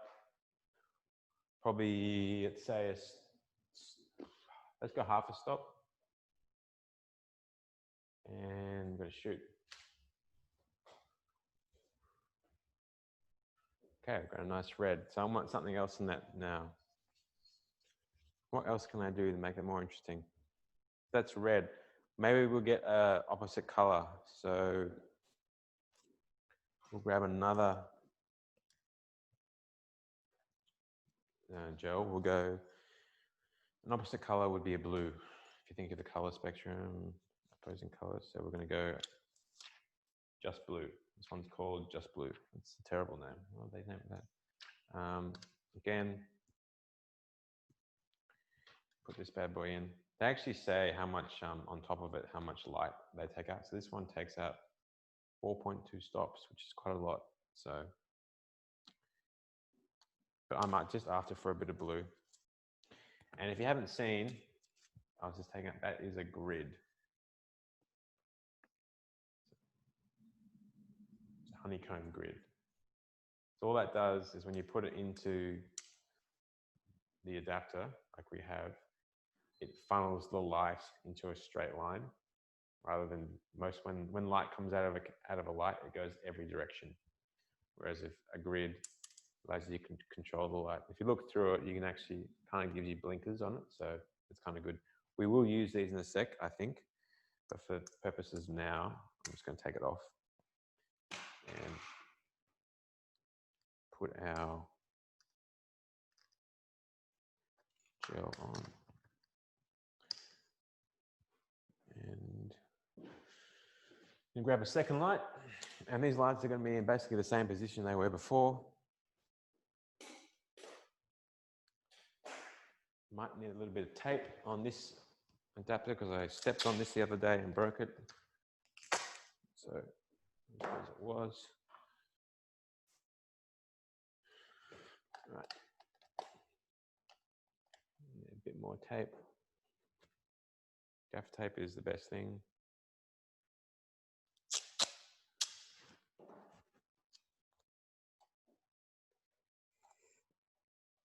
Okay, we're good. Plug our light in. So we've got two lights going now. Make sure it's turned on. It is. So maybe scroll down to what we're doing. So make sure the cables are out of the way. Now we've got our blue light. I'll make sure it doesn't fall.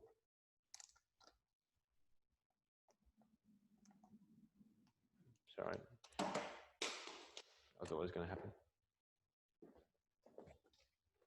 I'm just going to put this on. Perfect. Hopefully that stays. I do a test frame because I'm pretty sure the light is going to be too dark. So we'll do a test frame. We'll see what it looks like. And I'm pretty sure I'm going to have to turn this up a little bit. Just rotate that.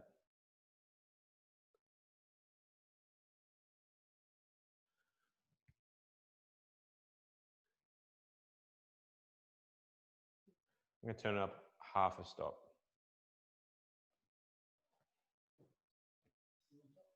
Doesn't want to rotate? Doesn't matter. Fine. I'll take another shot.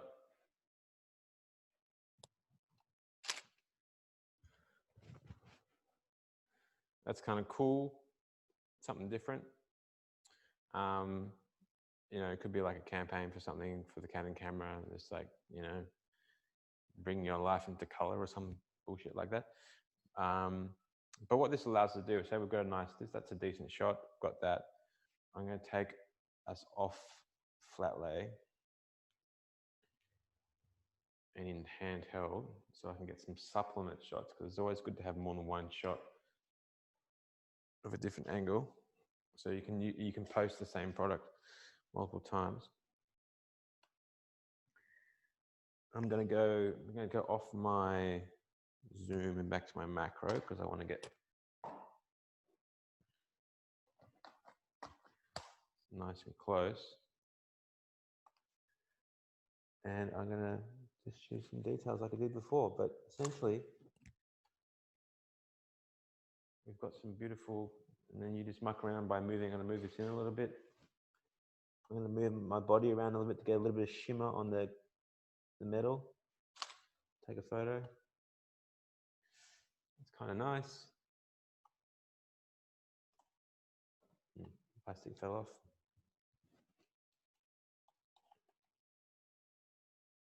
It's good.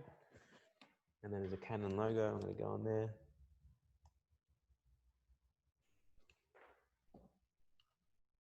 Get some more tape, fix this up.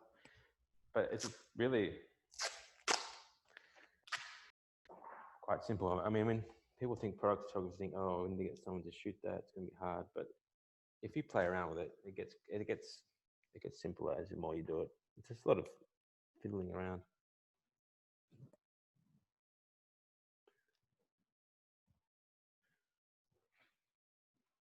All right, camera battery died, so I've got to put a new camera in.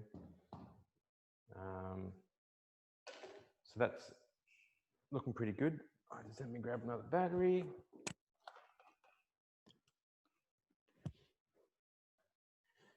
And is that connected back up to capture one? I'll take a shot.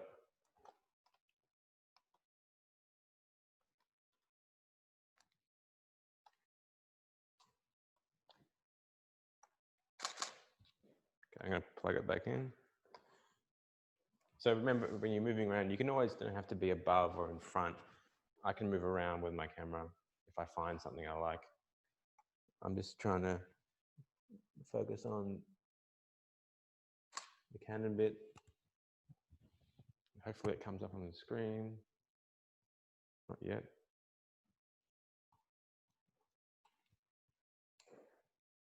Technology, you gotta love it. Try one more.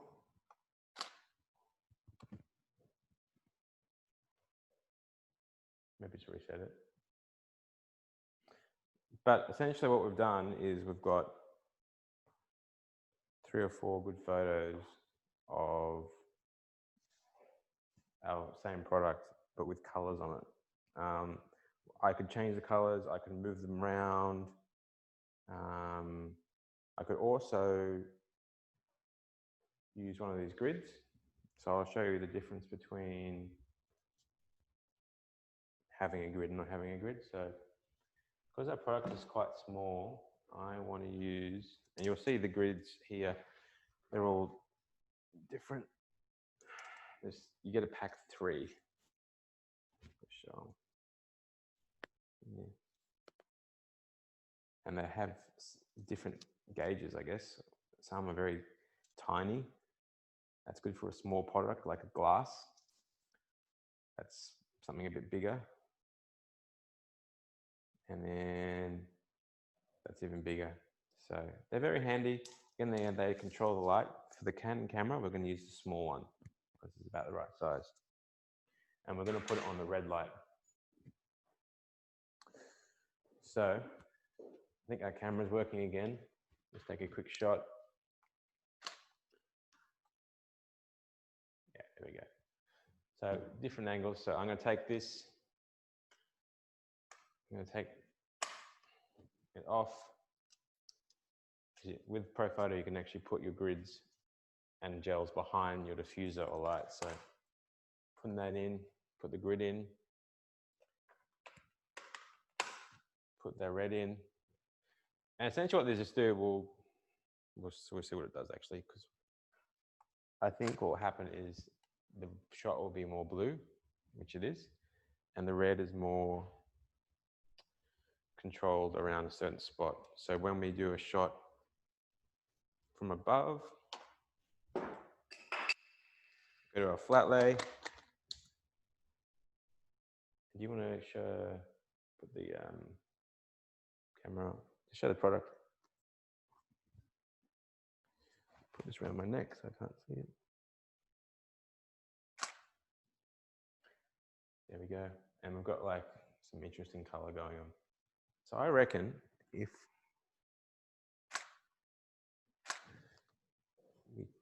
turn the camera over and see some, maybe have a look at this spot. Go back to my macro lens.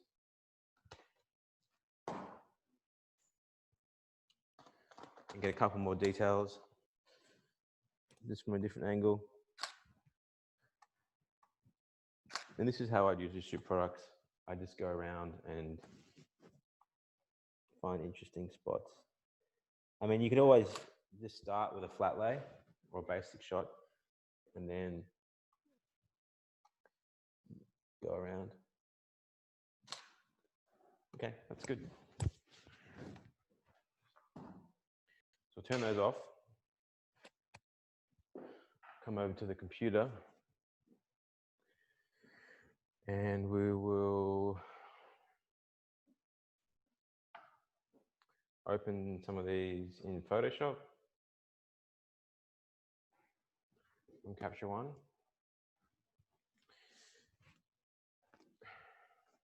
So, we're good. So we have our, oh yeah, I was going to plug my microphone into the battery so it doesn't run out of battery. So here we are, we have our colored Canon shots. They're not bad. Definitely something we can use. This is our flat lay. So before I've gone into, that's the basic tool in Camera Raw. I've gone along here to the transform tool shift. And if you can see here, you can rotate your object. So I do this is when I'm trying to get stuff level. So I'm just rotating it.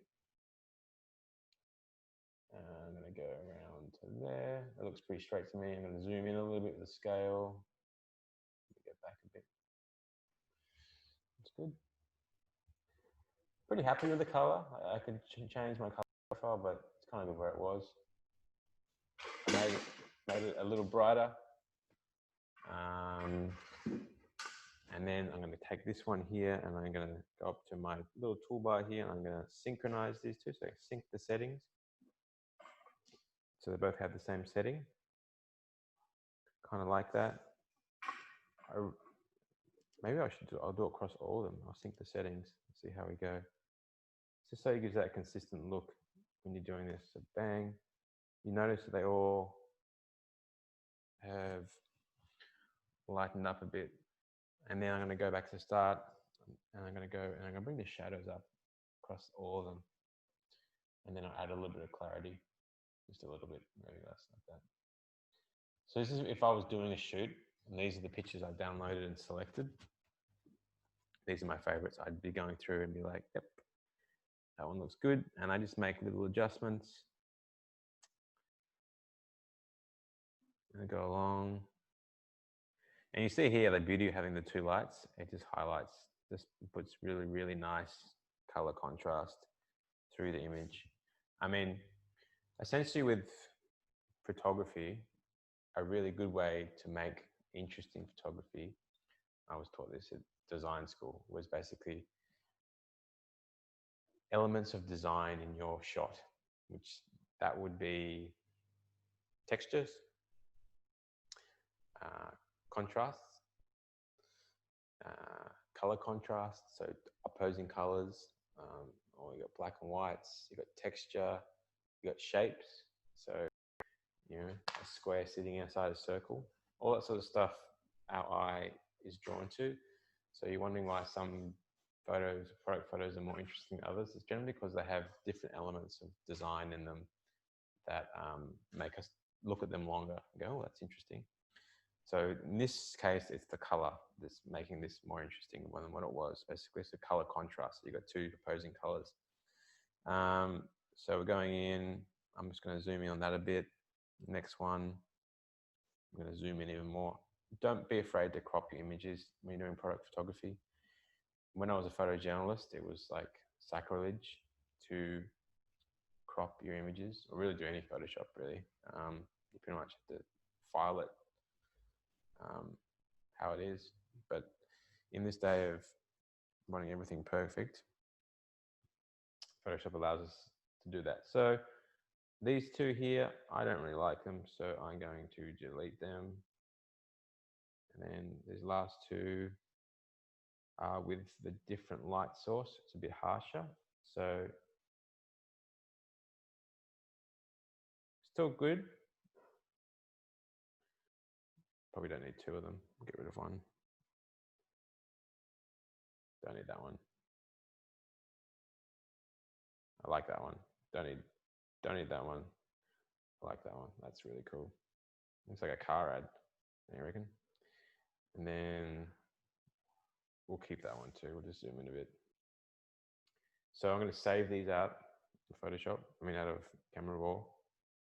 I'm going to select them all. I don't want them too big, so I'm going to say go save out, save images. I'm sending them to my working folder, which I have on my computer.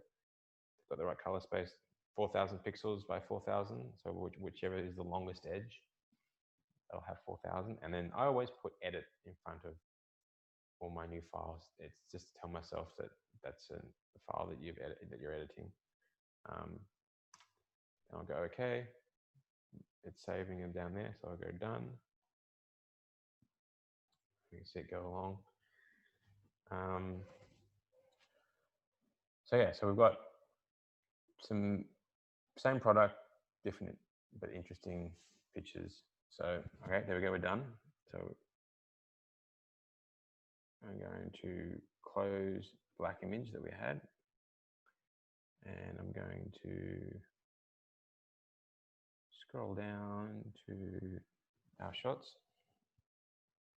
And when I've got a few product shots, but I want them to have the same look, I'll often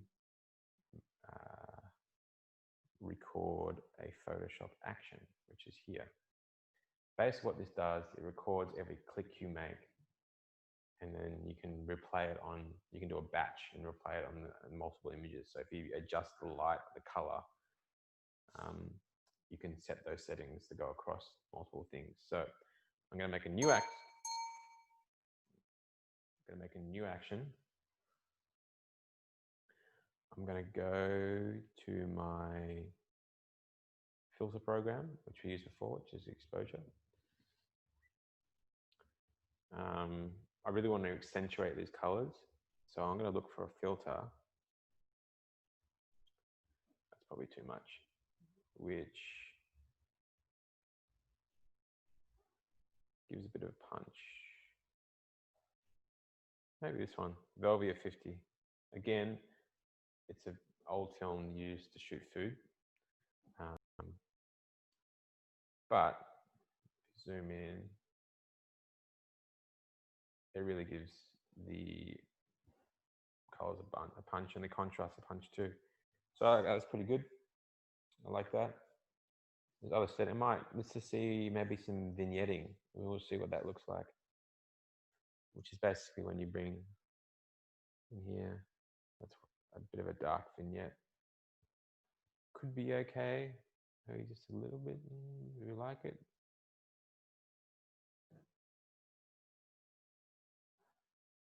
Yeah, okay, we like it. We'll go with that. Maybe just turn it down a little bit. Then we go apply. And then that does its thing. It sorts itself out. The faster your computer, the quicker this goes. That's done. Then I'm going to save it. And then I'm going to close it. I'll open it up again. Go to my actions. Where's my actions? Actions. I'm going to stop the recording of the actions. And it's recorded me opening the file again. So I'm going to click on that and I'll delete that. So now we have an action for the rest of our photos.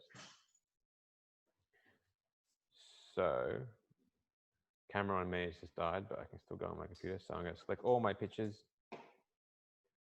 And I'm going to go into I like using Bridge and Photoshop and Capture One over Lightroom. Just because it's more manually based, it gives me more control. I use Lightroom on my phone and my iPad when I'm working for the paper and stuff, but For this sort of stuff, I like it really controlled. So I like using Bridge, where you just open up a file, send it to Photoshop, because usually you're only working on 1 or 2 pictures. And Lightroom is very good, but Photoshop gives you more control. You could always use Lightroom and Photoshop together. So I don't want people changing what they do. It's just what works for me. So I'm going to go into Bridge. You can do actions, I'm pretty sure, in Lightroom, but for this is what we're going to do. I'm going to go batch. That's the name of my action, action 303. It's normally the default is set, so you just press OK and you let it go. And what will happen is it will cycle through the rest of the images, apply that thing, and then save them back over the top of the file. So bear with me a sec. This takes about 30 seconds or so to do. The way to speed this up is to not have as big of files. So I've got 4,000 pixels on the long edge, which makes about a 2 megabyte JPEG. You can make it 2,500 pixels, which is kind of what you'd see on the internet. So if you have a lot of products to shoot and get through, and you want an action, you don't want to be looking at the computer for hours, you can do that. Okay, almost done. Yes, we're done. Okay, close that.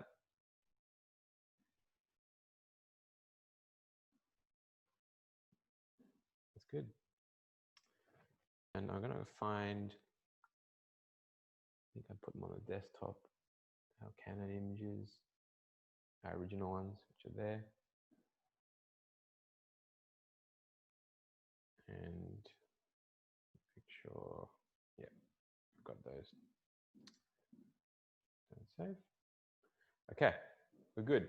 So we have, we'll go open these up, open them up. Looks pretty good. Things I'd look for would be dust. And I can see one little bit of dust. So I like using my clone tool, and I like using the content aware tool, which is basically the automated airbrushing tool that Photoshop has. So all you pretty much have to do is click on the piece of dust, and the computer will think and get rid of it. And that's over here, and I click, and then my dust goes away. So there's probably a little bit there. But apart from that, pretty clean. Then I want to make this EOS and the R punch out a bit. So I'm going to get my dodging tool, which is here.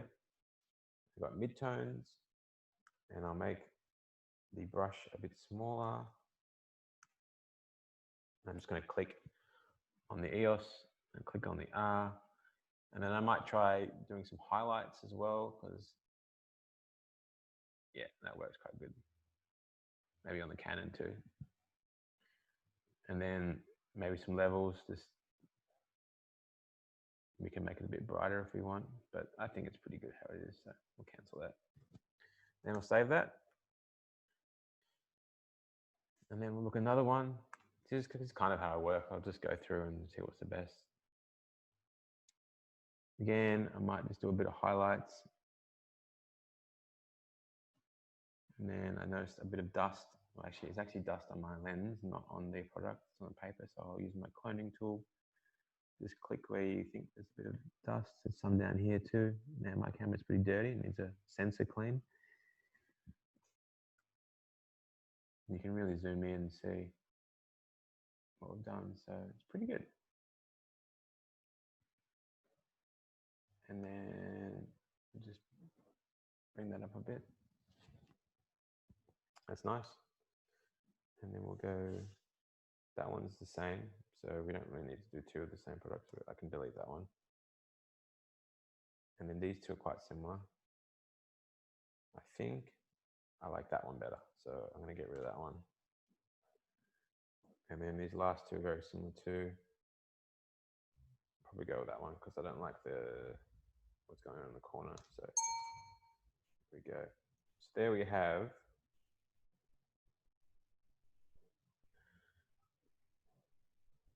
five good quality images that we could use as content for this product. and they're not just on a white background. However, they are on a white background. And we got the basic sales photos, which are the ones on the white.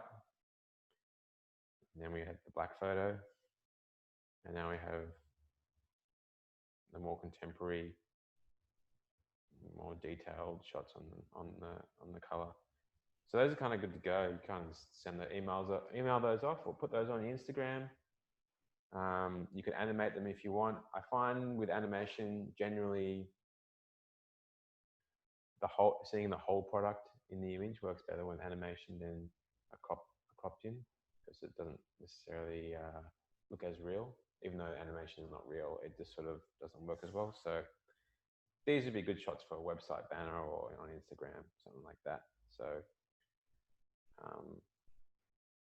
it's kind of that simple. So it is after 1 o'clock, but I want to see if there's any more questions before we finish up today. So has anyone got any final questions that you want me to answer? Anyone at all?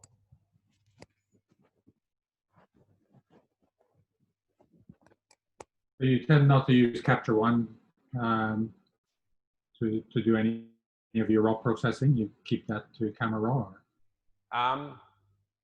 At the moment, I've dabbled in. I have used Capture One to do.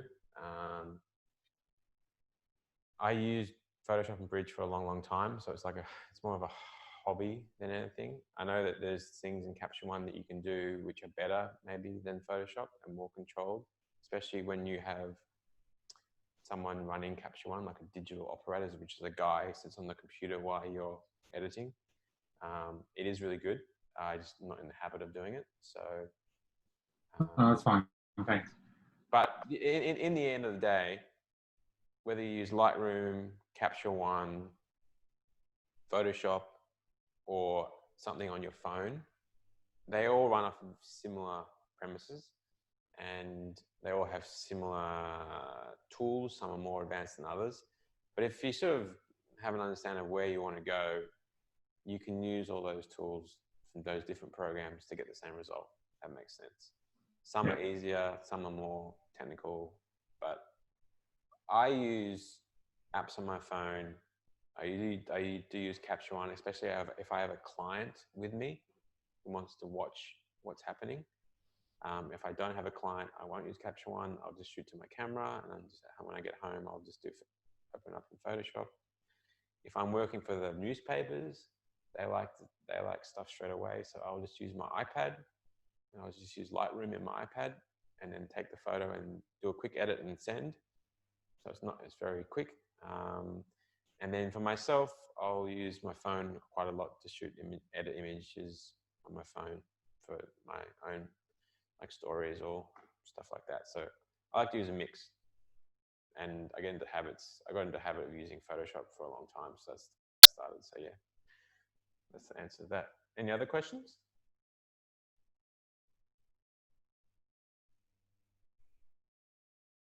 Anyone? Andre again here. You shoot with the D750. Do you tend to have a need to shoot higher res, like with the D850, or? Yeah, I do actually have some high res cameras. So I have, for let's say 4 or 5 years now, I've had 2 D750s and I had an 810, which was a higher megapixel camera, which was good for when I needed to blow things up because it was like 36 megapixels. And then recently I've been trying out higher megapixel cameras like the Sony R4 with it's like 70 megapixels or something. And I tried, and the new Nikons, which are a lot higher too. The results, and the Fuji as well, the results are amazing. Like they're really, you can zoom in. I'll see if I can pick up a picture from, here we go, this one here. This is shot on the Sony AR4, is that what it is? I think it is. And it was like super detailed compared to my normal camera. The only thing is the files are huge. They're like 100 meg. So these days I pull out the high res camera for specific things when I need it. So makeup was one thing where I needed a really high res camera. So I borrowed a Sony for a few weeks to do that. But if you're shooting lots of content all the time and most of your stuff is just going on Instagram, I find that having big files is a hindrance because you fill up your hard drive and your memory cards really quickly. So it's good to have a high res and a low res camera, but if not, I'd stick with the lower res one and then buy the second one later on, or borrow it when you need it, so you don't have to have two cameras. So that probably answers that. Anyone else? I know tomorrow I'm doing another workshop where we'll get a bit more. I think we're going to do a stop motion on the Canon camera with some different lighting techniques, and we'll end up turning what we did into a stop motion video. It's just we'll be hanging things and using more grids and stuff like that, and then more lights. It's a bit more technical. It's depends how much more you want to know what you want to do, but it's worthwhile one because it's like a rabbit hole doing all this stuff. You can always do more and more and more. But yeah, so that's what we'll be doing tomorrow. Today I didn't mean to get so technical with all the gels and stuff, but we had extra time, so we got into it. But if there's anything anyone wants to see me do tomorrow, you could let me know now, and I could definitely incorporate it into what I'm doing tomorrow. And if anyone has any other questions now, I could definitely ask them. But otherwise, if no one has any more questions, we might wrap it up. So last chance. Anyone want to ask anything else? Some very quiet people. No? Okay. Thank you. I need a glass of water. Thanks everyone, and I will see some of you maybe tomorrow or in the future, George's workshops. I hope everyone got something out of this today and learned a little bit. And everyone just keep on shooting. So see you later. Bye.